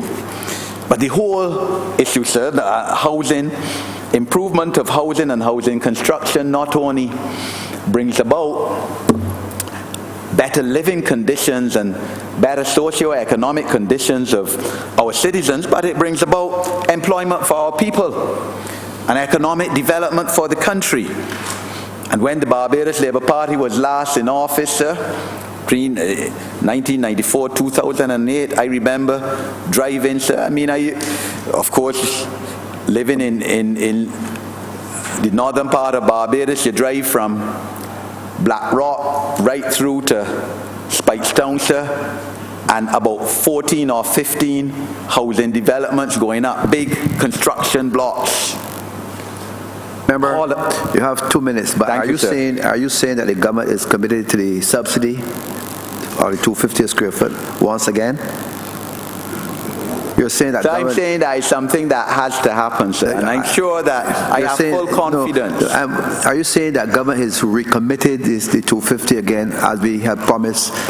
So I'm saying that I have full confidence in the two ministers of housing, right, as members of parliament for rural communities, the urban and the rural territories. Yes, sir, to address this issue, because they are well aware of it, sir. Thank you. And that they will do. I have full confidence that they will do what is best to bring this, because it means home ownership, sir, of people. Exactly. And this has been the history of the Barbados Labour Party, having brought in the Tenantries Freehold Purchase Act in the first place, sir. We have to, of course, while we're doing this, and you would know too, sir, in terms of the General Workers Loan Fund, because you are a strong proponent of that under the previous Barbados Labour Party administration, $5,000, $10,000. Oh, that was the present Minister of Housing. That's his yes, sir. And the present Minister, I gave him that commendation, sir. You, as his junior parliamentary sec, would have brought in that. And that too also improved the housing position generally in Barbados. You could go and borrow a $5,000 or $10,000 from the Ministry of Housing, NHC, improve your house, maintain it. All of that abolished by the last Democratic Labour Party government. All of that we have to start now from scratch now to restore those kind of policies. Of course, sir, this government has to focus on housing for the disabled. Again, when the Barbados Labour Party was last in office, white paper, green paper, allocating 10% of housing, or either 5 or I think it was 10% of public housing for persons with disabilities, sir. Something that has to be addressed in terms of not only public housing, but housing by private developers as well, who we may incentivize to build houses as well, because the persons with disabled have to be taken into account, because it also then gives them an opportunity in terms of employment, in terms of improving their whole lifestyle and their whole livelihood. Okay, you have to complete now, even though I think you deserve at least another half. No. Sir, I thank you, sir. The rules. Yes, sir. I thank you for allowing me to hear, and certainly there'll be other opportunities to speak on housing resolutions and to develop some of these points more, sir. I'm obliged to you. St. Michael Southeast. St. Michael East. Thank you, Mr. Deputy Speaker. I want the general public to know, through you, Mr. Speaker, that these conversations are not about talking for talking's sake. Yeah. We share ideas in these chambers because as parliamentary representatives, all of us believe that we have a duty to constructing and cultivating a better society for our people. Sometimes, due to the responsibilities of different ministries, we are compartmentalized to speak on issues related to the ministries. But we are here as parliamentary representatives of a people. Some of us also hold ideological positions, and we have different perspectives of how we should develop various aspects of human existence, whether it's in labor, housing, culture, education, again, because we want to build a modern society. Sir, I always like to ground myself in history, and I believe that I should first say that Ermi Bourne and Annie Gregg, Harriet Tubman, Sojourner Truth, and many of the great black revolutionaries of the world, because I don't restrict myself to geography of the sovereignty of Barbados. Same way other people can talk about Great Britain and the United States of America, I talk about my people wherever they live. And I believe that these people are extremely proud tonight because the women who served in this parliament were not given the opportunity by any affirmative action program. They got it, and they're here on the grounds of meritocracy. So I want to the clerk, Ms. Gibbons, to the member for St. Michael's Southeast, who spent the morning half with us this morning and then had to hasten to the airport to go back overseas to continue her treatment. I want to let both of them know what this means to all of us, men and the other women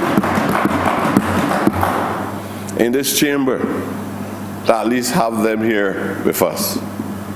It shows you that this chamber is not made up of people of any prejudice view on race, on class, or on gender. But when we see foolishness, we know foolishness. And we know that what we see as housing for our people is different to what other people see as housing for themselves. Although I know members in here talk about development and housing and so on, sometimes their brains are so entangled in the cultural journey of generalizing and not understanding how important it is, if you want to make a realistic analysis of our situation as a people, to understand that there's housing and housing. There's housing and shelter. And that's why from time to time you hear me talking about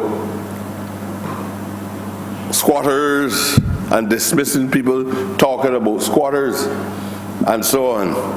Because this country was developed because squatters, true squatters, came here. They purchased the land from the body. True squatters, you don't identify, but you use the pejorative to describe your own. in a situation where it is no fault of these people. And I believe that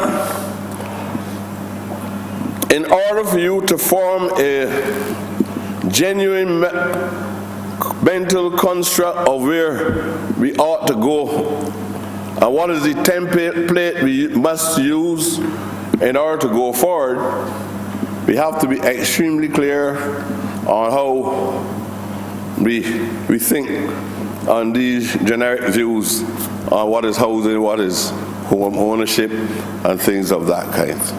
I am talking about people who are from a situation of homelessness in the Western world. And I hate to hear men with the shade of Barbara Green saying that the state has no responsibility to provide housing for the poor. Sometimes they don't say that because they're even so scared they don't even call themselves black, nor they don't like to call themselves poor. And sometimes people without food for a whole week don't like you to say that they're living in poverty. So that is the kind of phobia that we have to be wrestling with. But we have a responsibility. And where these negative features in our system exist, it is our job to make sure that we give clarity and to teach and to share knowledge with our people. None of us came in here as a result of our mothers and fathers and friends exclusively voting for us. Thousands of Barbadians vote for the Barbados Labour Party, including my friend, the leader of the opposition. And the expectations are extremely high. Housing is not a distant public issue from mainstream concepts of which must be addressed. And I said today that I must become engaged in this discussion. I know some of us would like to go home, but I listened to some of the views and I would not identify any specific one. Some of us still share some neoliberal views. Are you talking about honourable members? Yes, some of us still share neoliberal views. They try to couch it in language so that it will be soothing to the ears of the general public. I am not even sure that they are conscious about what they're saying. I don't know how people in a modern Barbados could be saying things like the state does not have any responsibility, or that, in other words, people who are landless, people who are enslaved, people who live in colonialism, people who have no way to live, people who don't have any work,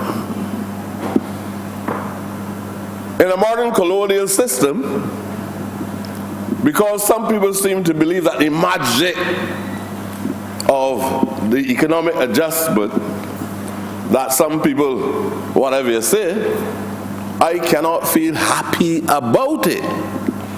I'm not saying the government is wrong, but I'm saying we still need to search for solutions. We probably might have to find those solutions in establishing new templates, new social relationships, governmental relationships.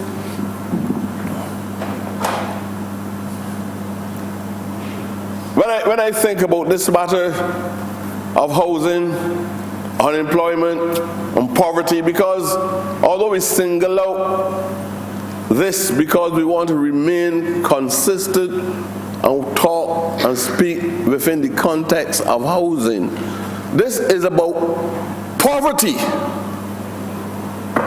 In my view, housing is a subsection of poverty that we have to address. And we take the opportunity to journey from Chancery Lane to Bridgetown, and from Bridgetown to North Point, and to St. Philip. We have to place central to the discussion what has happened in Cat's Castle, because that is what my debate is about.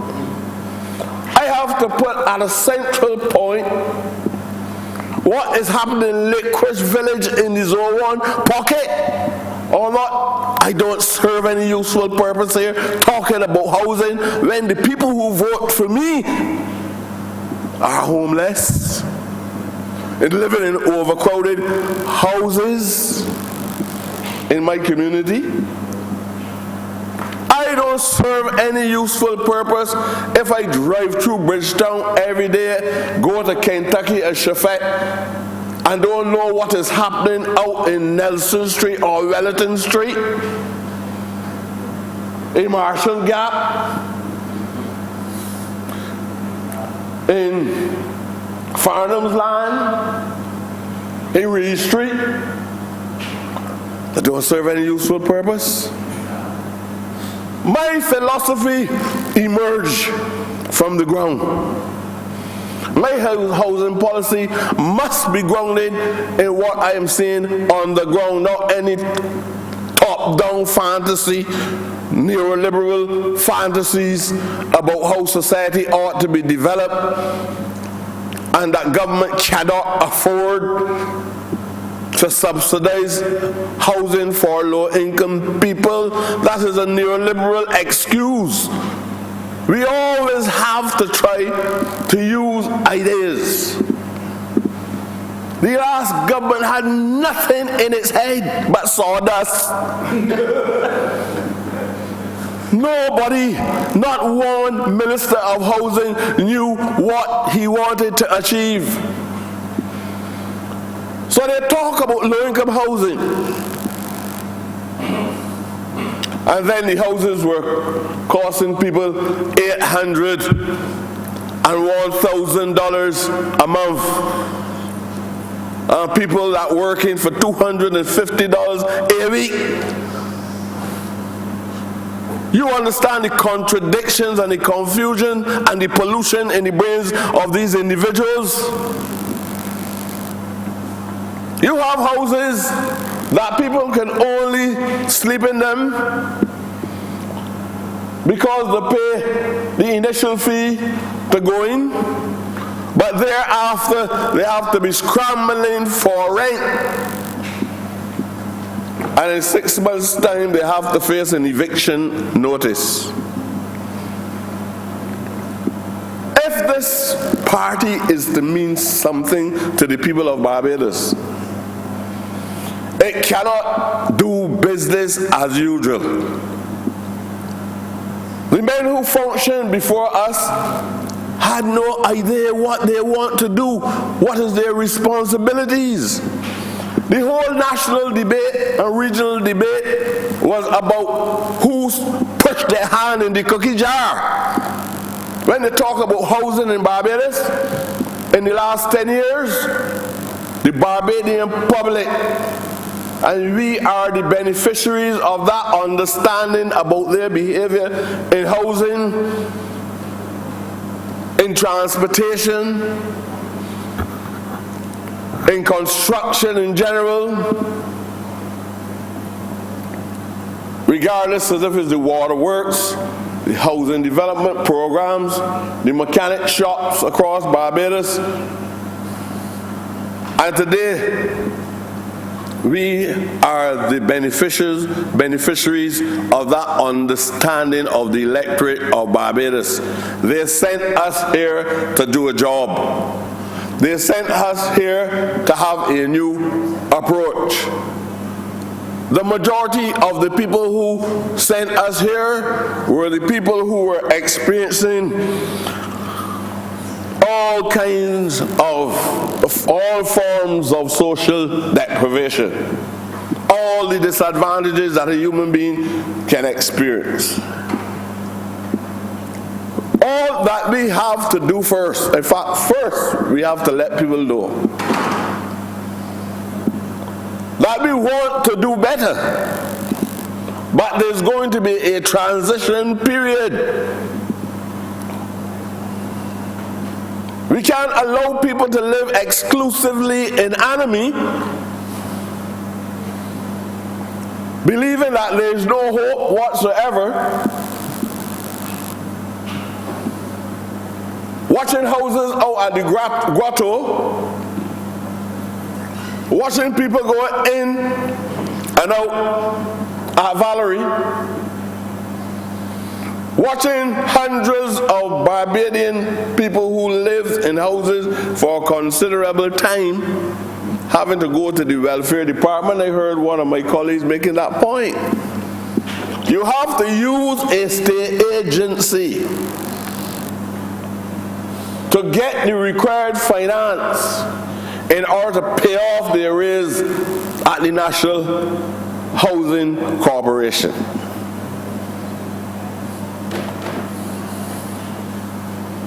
Mr. Chairman, the onus is on us to give the Barbadian people hope. If people start off by saying we are at a point where poor people and the lowest, and these are all realities, the lowest members of society or of the working force now have to go home because of an entrenchment, a retrenchment program. Now, I ain't belong to the group. I ain't singing it out of chorus at all. I ain't care who vex. I ain't of no union or choir that say this is the homegrown program, because if I had a set conditions for myself, I would never be so rough on my own. I am not a bad man. Might be good marketing. But the reality is,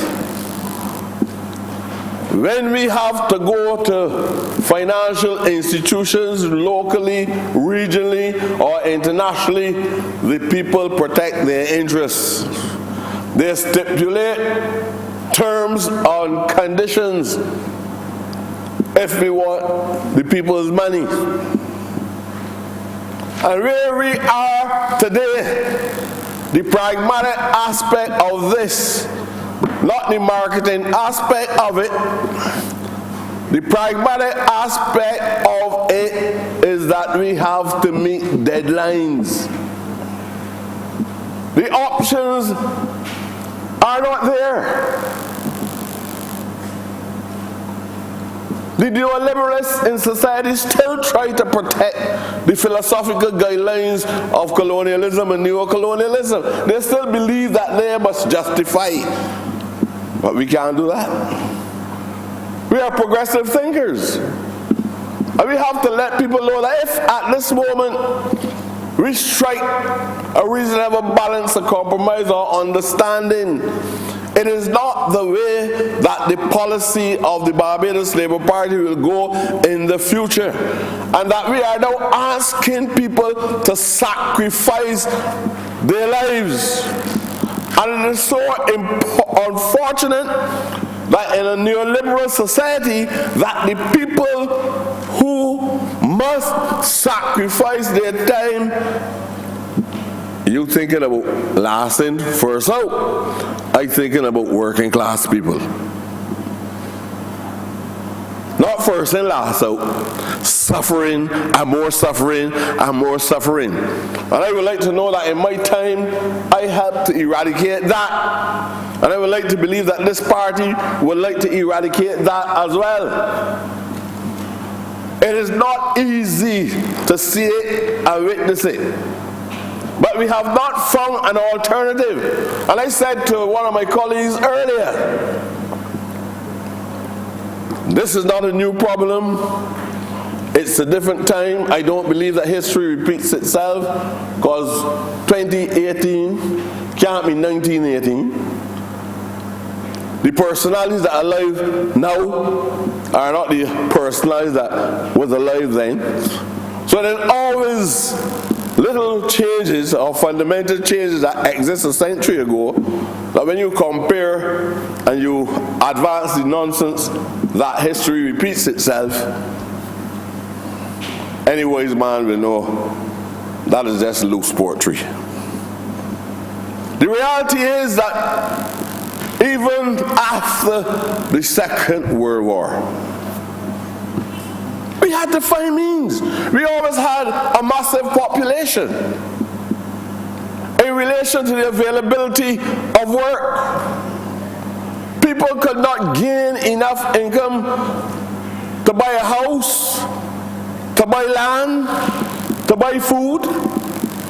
And worse than that, in the first half of the 20th century, when we got money out of Costa Rica and Panama, and we came back to these lands, people stopped us from purchasing land in this country and restrict us to 1 acre of land. When we came back here with the money from the Panama Canal, working on the train lines and working the canal itself. There are always opposing forces. And progressive thinkers don't go with this unilateral thought. You have to face the realities, all the metrics that are around you every day. There are always people who want to make you believe that what you get is what you deserve. There are people who want you to believe that this is some curse from the divine, that these people don't have land, and that is how it is to be. There are even some that say you almost must have a body of cheap labor. And that is why I find it real distasteful when people who their families work hard at the bell, the grandmothers, the great-grandmothers, and all along the land was not titled, but the people say, well, my grandmother worked here hard and died at 45 years old. But if you look at grandmother at 45, she looked like 145 because she gave all her life to the plantation at the Bell and at Lower State. And that's why I always feel very passionate about this Zone 1. And I heard the Prime Minister present, the Honourable Member for St. Andrew. I understand his concern. Not only because I express the same views, but these people can't be described, and anybody who continues with that nonsense about squatters in the Bell is a dishonorable black man or woman in this chamber. Anyone. It is not right. You know how people feel when you call them squatters?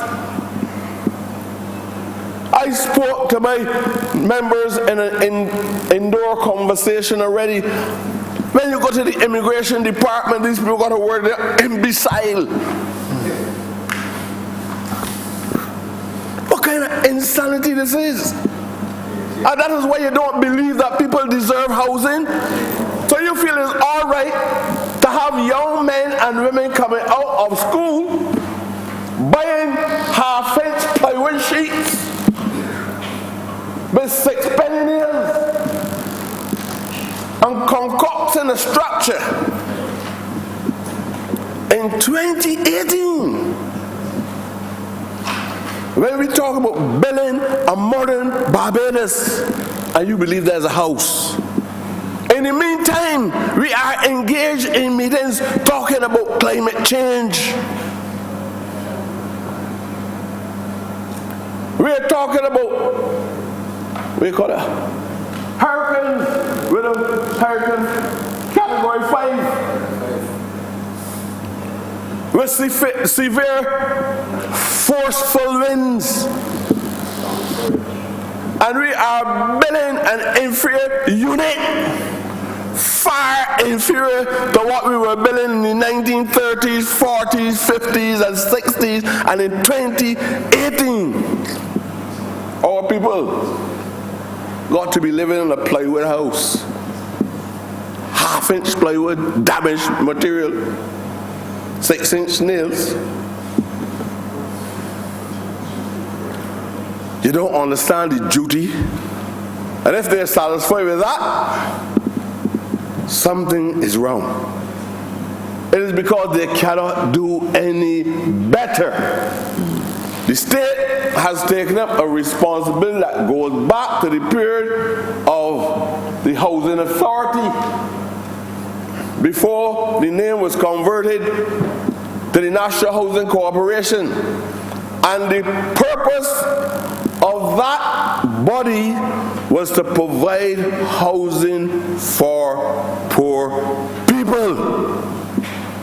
The understanding then was the state, out of the consolidated fund, which is the pool that came from the poor people, the wealthy people, all the people, including the tourists, spending money at shops. That money was to be used to subsidize housing for the poor so that these people can live a life of dignity. Nobody don't want to carry home the body at the house. The house is 4 by 6. I'm going to play with it. If the rain fall too long and you're sitting down in the house and you're going to buy one of them chairs that got them chairs that got these cushions that you get from court. When the rain fall, I tell you the water is coming through the plywood sheet, soak down the chairs, soak down the bottom, the floor, and these people suffer with pneumonia and all kinds of different diseases. That is why a progressive government would have to, from time to time, acquire land. But when we acquire that land, we don't give it to anybody. This approach of private, because we're forced into that, neoliberalism again. The state don't have the money, so the state goes into a relationship with the private sector. The private sector smiles and pretends to be humane. But the private sector is only interested in maximum returns on the investment. So you end up with what you have out there. And that's why I call it contradiction in what you're saying, a contradiction in philosophy and practice. Because you talk about the poor, you go into communities and say, it is for the people who live in these densely populated areas with inferior housing, with rats, centipedes, all kinds of strange looking alien species running about the land.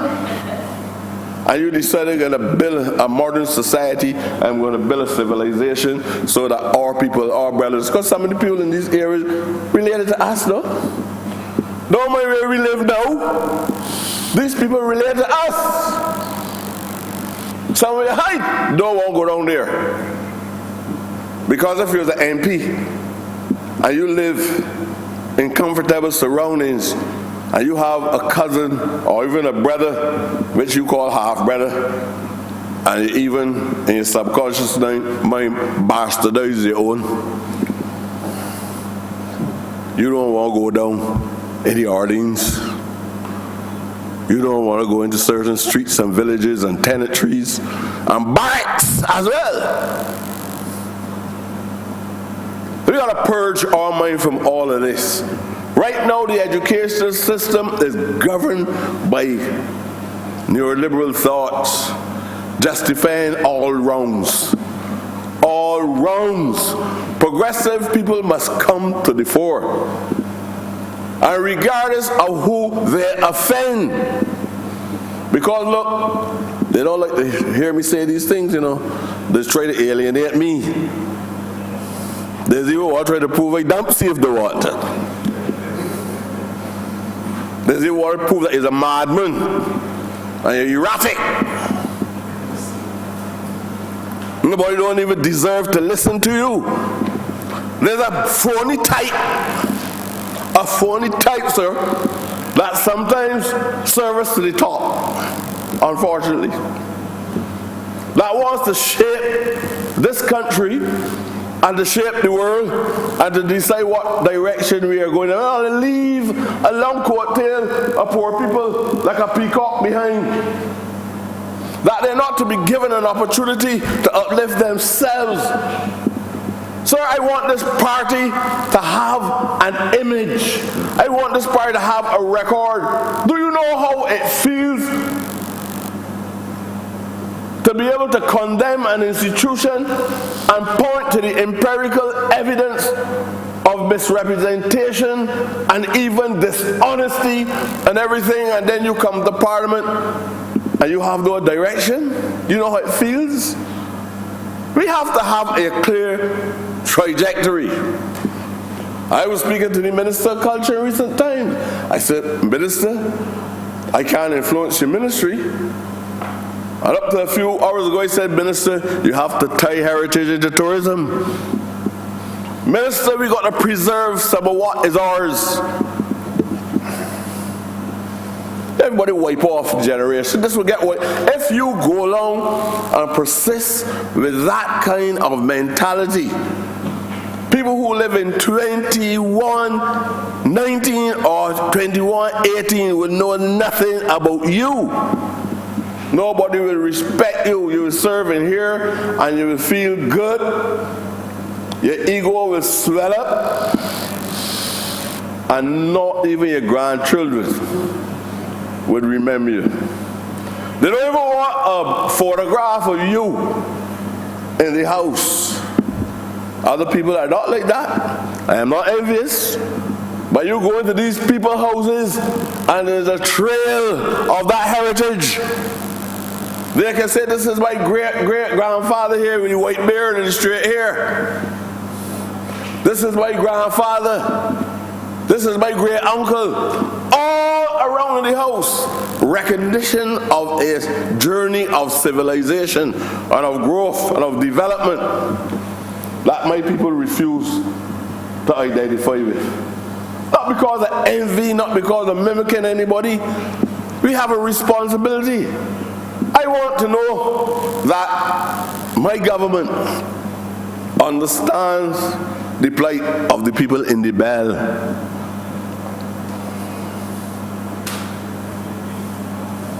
I know who that plantation belongs to. And I have to keep re-emphasizing because you cloud the argument. Your own family understands the importance of the estate. The people who work by the estate deserve to be able to live on it, on the lands that they once perceived as rablands. I have to face all kind of men who claim that they are holier than thou. They got technical and scientific views on why this should not be and why this should not be. Men who bathe in the sea. Men who live by boats in the water, but can't find a solution to sewage by land. And sewage penetrate in the water and pollute it. In a modern society with intelligent men, you can't find a solution. And again, the measurement is, do we have the capital to be able to invest in people who all that we have, we could not if these people did not contribute. No clerks, no PhDs, nobody they want you all around here. No master's degree, no first degree. The people are in the fields working hard, and that's why we are here now. I believe that we have a duty to them to pay back. It's about reciprocity. We have to pay back. If you don't honor that, we have not done anything. We have people that bluff people by telling them in one election, you can have all all of these houses free. And in modern Barbados, more than 95% of these people can't get title deeds for the land. And one of my colleagues made the point again. They did it in 2008, and the people respond favorably. They came back and said, well, we're going to complete things in 2013, and they won the election again. At that time, the same people had on extensions on their houses. They got them illegally, they had them on illegally without the permission of the town planning department. Today the people don't own anything. Still don't own anything. Some people got letters of intent and thought that they had title deeds because they don't know anything about law and property law. How do you transfer ownership? You could give certain people a receipt and tell them this is your place. You could write it on an exercise book or a piece of brown paper from the shop and tell people this is yours. These people knew that. The entire parliament of the day had lawyers. Almost every member made contact with the law, even if as an outlaw. All they know, there are many outlaws that ought to be in prison. My party, in that aspect, my party is dragging the feet on important business in Barbados. These men should not be running free, dressed in the best clothes and driving the best cars, enjoying the best houses and eating the best food, socializing as they like. One decide that he can left the sovereignty, and he is in the hands of the law. There are others who are in the sovereignty and should not be allowed to leave the sovereignty. They should face a judicial trial for some of the things. If you put them there before a judge that is not involved in any partisan political position, because judges are also men and women, and you got to watch them carefully.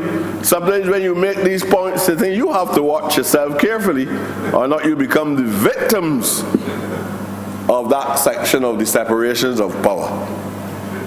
Sir, I strongly believe that there are individuals in this dispensation that need to listen.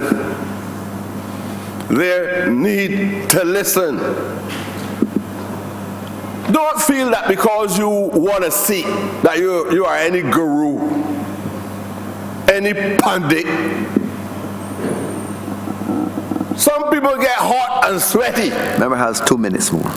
I believe that they can teach people when they themselves don't know anything. This party can etch this term and another term into the pages of political history. But we have to have a number of common strands as an institution that clearly demonstrate to the Barbadian public that this government is humane. That this government is humane. You can't go through the fire that we went through the last 10 years and don't reflect. You can't put this victory in limbo as a result of remaining stubborn. We have to mirror something that is fresh and to give the people hope. When a young man gets displaced for work, he has to feel that in a few months' time, I am going to be genuinely absorbed in the workforce in Barbados. He has to feel it. And you have to ask yourself, is he feeling it now? Is he believing it now? And all that we can do from here is to tell the truth. But you have to let people know that we understand what we have to do. We can't have 30,000 applicants at NHC and probably another 50,000 that would love to apply. And we don't understand there's a responsibility on us. I'm not talking about a man who got a fixed deposit and debentures. I'm not talking about a man that got treasury bills. I'm talking about poor people. We don't even know what those things mean. The state has a responsibility. And I just want everybody in here to understand we have a responsibility, a duty. We have a duty, sir, to make sure we make life better for the Barbadian people. I will keep emphasizing, I will keep on that journey. Anybody who wants to stop me from going on that journey, tell them it's a waste of time. I'm going to say and say and say over and over again.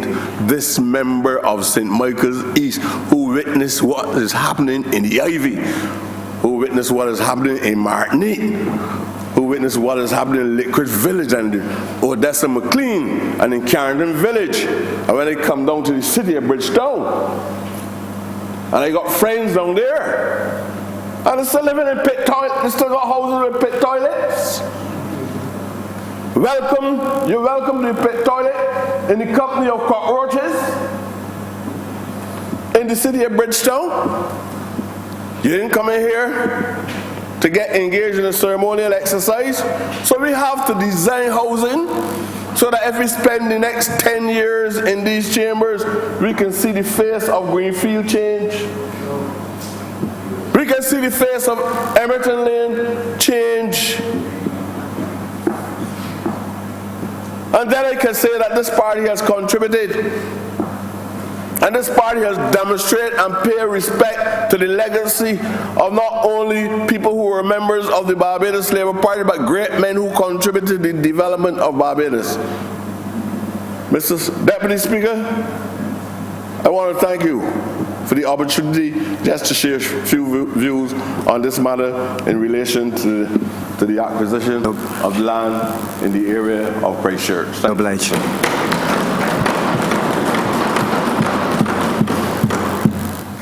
Member for St. James, St. Andrew. Mr. Deputy Speaker, having listened to the honourable members who have spoken in this debate, it is obvious that we should thank them for their contribution to this resolution.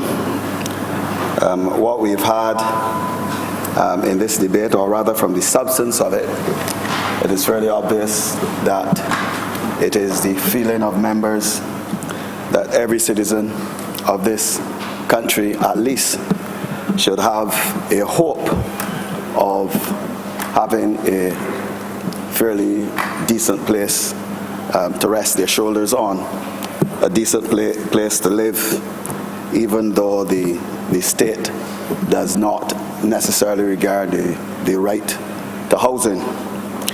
But Mr. Speaker, what we've witnessed during the past 10 years is more or less a reversal of what the Barbados Labour Party government envisaged before we demitted office in 2008. In that, at that period, you may recall that the Barbados Labour Party government, we were then accused of running a land bank, but we were acquiring land in various areas throughout the length and breadth of Barbados, in the hope that we would have been able, as I said earlier, to set up a sites and services program where every person who wanted to get a house spot would have been able to do so. We also had created an environment whereby persons who did not have the means would have been able to at least have access to a loan to construct their own homes. And you may recall that we also had been the facilitators too of the 100% loan program. All of this, I would say, has been sabotaged during the past 10 years by the Democratic Labour Party government. And as a result, we have a situation now where in the present economic situation, notwithstanding how we might feel in terms of the government being responsible for housing everybody, it is more or less an impossible task. What we've seen in the past 10 years is a number of structures. You may call it a so-called housing program by the Democratic Labour Party. Some of us have been critical of the National Housing Corporation. I've spoken to that. But obviously, even the National Housing Corporation has been sabotaged by the last government. I say this because as we speak with respect to the programs, some of the programs which have been implemented, and you can look at the program at Lancaster. That is a program for the construction of houses built on houses on land which was acquired by the Barbados Labour Party government. And that one program alone accounted for a loss of $4 million to the National Housing Corporation. $4 million in one development. And it was a loss of $4 million, and you were looking at a housing program, just about 33 houses, and a loss to the government of $4 million. Then there was Lancaster 2, a loss to the government through the National Housing Corporation of $1 million. At Parish Land, a loss of $500,000. We are counting, as I speak, Constant has just been completed, and we are just over a break even. And even with respect to Constant, no, it's not a break even. I think that the average cost per house is something like $270,000, and the houses were sold at $100,000. And you have a situation during the past 10 years where contractors were assigned to various developments. The National Housing Corporation was not at all involved. I'm not saying that the minister was the person who personally selected those contractors, but you have situations where the contractors were selected. The ministry had no knowledge with respect to the selection of the contractors. None of the contracts went out to tender. The National Housing Corporation, at the level of the chairman and the management of the National Housing Corporation, did not know about the contractors. And you look at a development like Riverland, in St. Philip,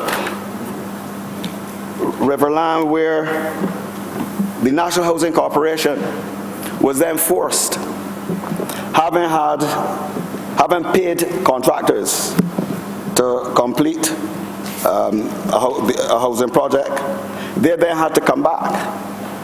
And as I speak, there are still 3 more houses to be completed, and that accounted for a loss as well of just over $1 million. And the National Housing Corporation, you cannot blame the National Housing Corporation for not taking any action, because if a minister of government tells the National Housing Corporation not to do anything, obviously the National Housing Corporation is not in a position to do anything. I know I heard members, if I may revert to the question of the National Housing Corporation and the terrace units, speak to people owing rent and not paying rent. We have situations at the National Housing Corporation where tenants were specifically told not to pay rent, and rents have accumulated to the tune of $59,000. So that is the environment that the National Housing Corporation was under during the last 10 years. And we spoke to a situation where we ensured that even with respect to those persons who were unable to own their homes, they had access to the Housing Credit Fund, General Workers Loan Fund. But you may recall that $32 million was taken from the Housing Credit Fund to pay up the Conco, the fiasco at the Grotto. So all of these things these are matters now that we've got to look at. There's nothing, however much we might speak about pointing fingers at any particular individual, and you know who we can't point fingers at individuals, but we just do not have the evidence to go further, and it is a loss that we will have to accept. And coming at this stage too, it is difficult for us to figure out what we will do with respect to those persons who have applied to the National Housing Corporation for housing, because as I said earlier, the housing stock has been depleted. There was no proper planning did not go into the decision to access a 20-year program, and as a result, it would mean that it's going to take years. It is something that this government cannot do in the 5 years. However optimistic we might be, I don't think we can do it in the next 10 years. I believe that our only hope would be, now that we are into the IMF program and that we are in a situation where we would have to ensure that we literally pass the IMF tests, and in a better position where the international agencies would be able to put us in a position where we would be able to access certain loan funding. We have to hope that that can happen, because without the assistance of those external agencies, it is going to be practically impossible for us to be able to house those people who need help from the National Housing Corporation. But while I'm on that, however much my colleagues might feel, especially those persons who have a number of housing units on their in their constituency, I would say that they still have a responsibility to encourage the tenants to pay up, because it means that if they do not pay up, it means that it will be making life very difficult for those persons who need housing. And as has been said by one of the previous members who have spoken in this debate, we have a number of persons who actually have houses elsewhere, and simply because they have been allocated the units under the 20-year program, there's absolutely nothing we can do, and those units are no longer available to the state. So, Mr. Speaker, I believe that that we've had a full discussion on this particular debate. There's just one other, or maybe two things that I could probably mention: the question of the high-rise, but there again, the high-rise goes into what I say with respect to the cost going up. I know the leader of the opposition as well has spoken to it. It sounds good, but I mean it is restrictive, because we do not have the type of finance to deal with such a project. And I think that we feel burned so much by what has happened with respect to British Hill and the Grotto, that unless we have a situation where the land is paid for up front, as what we've done at Coverley, it would not be advisable for the National Housing Corporation to enter into any program for any high-rise building in the manner in which it has been done. With respect to the transfer of conveyances, this has always been a problem.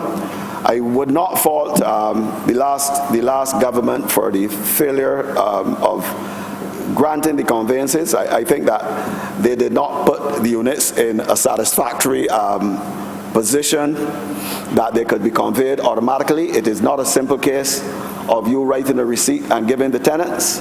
Because of the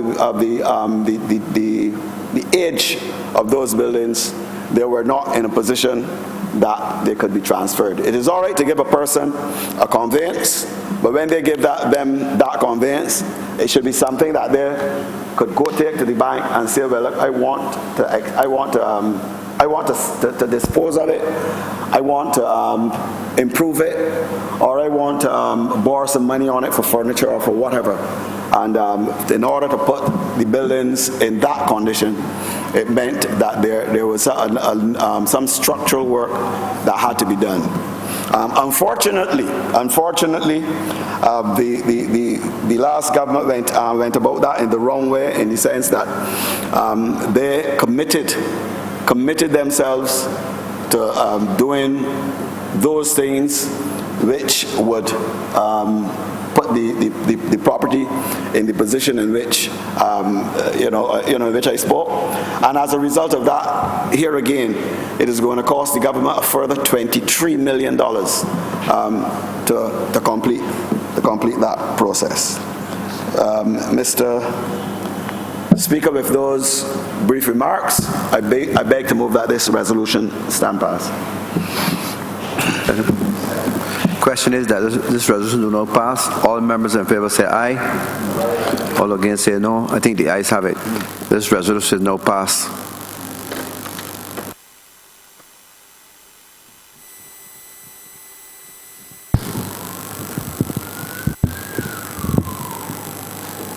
Committee?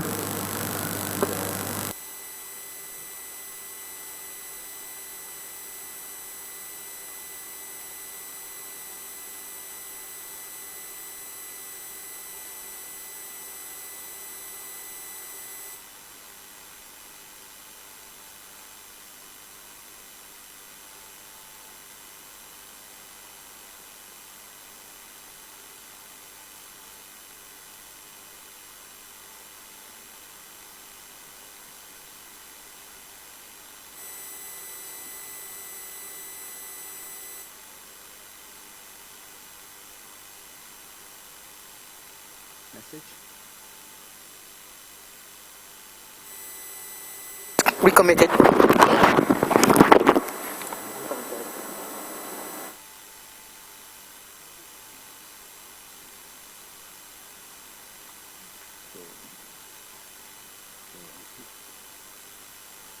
Deputy Speaker, I beg to move that the minutes of the proceedings of this Honourable House at its meeting of Tuesday, the 23rd of October 2018, which have been circulated, be taken as read. Thank you, Secretary. The question is that those minutes be taken as read. All the members in favor say aye. Aye. Those against say no. I think the ayes have it. Mr. Deputy Speaker, this brings us to the end of government business for the day. I beg to move that this House now stand adjourned to Tuesday, the 20th of November, 2018. Beg to second that.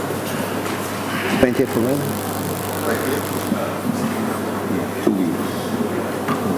Question is that this House be adjourned until Tuesday, the 20th of November. All those in favor say aye. Those against say no. The ayes have it. This House is now adjourned till Tuesday, the 20th of November at 10 o'clock in the morning.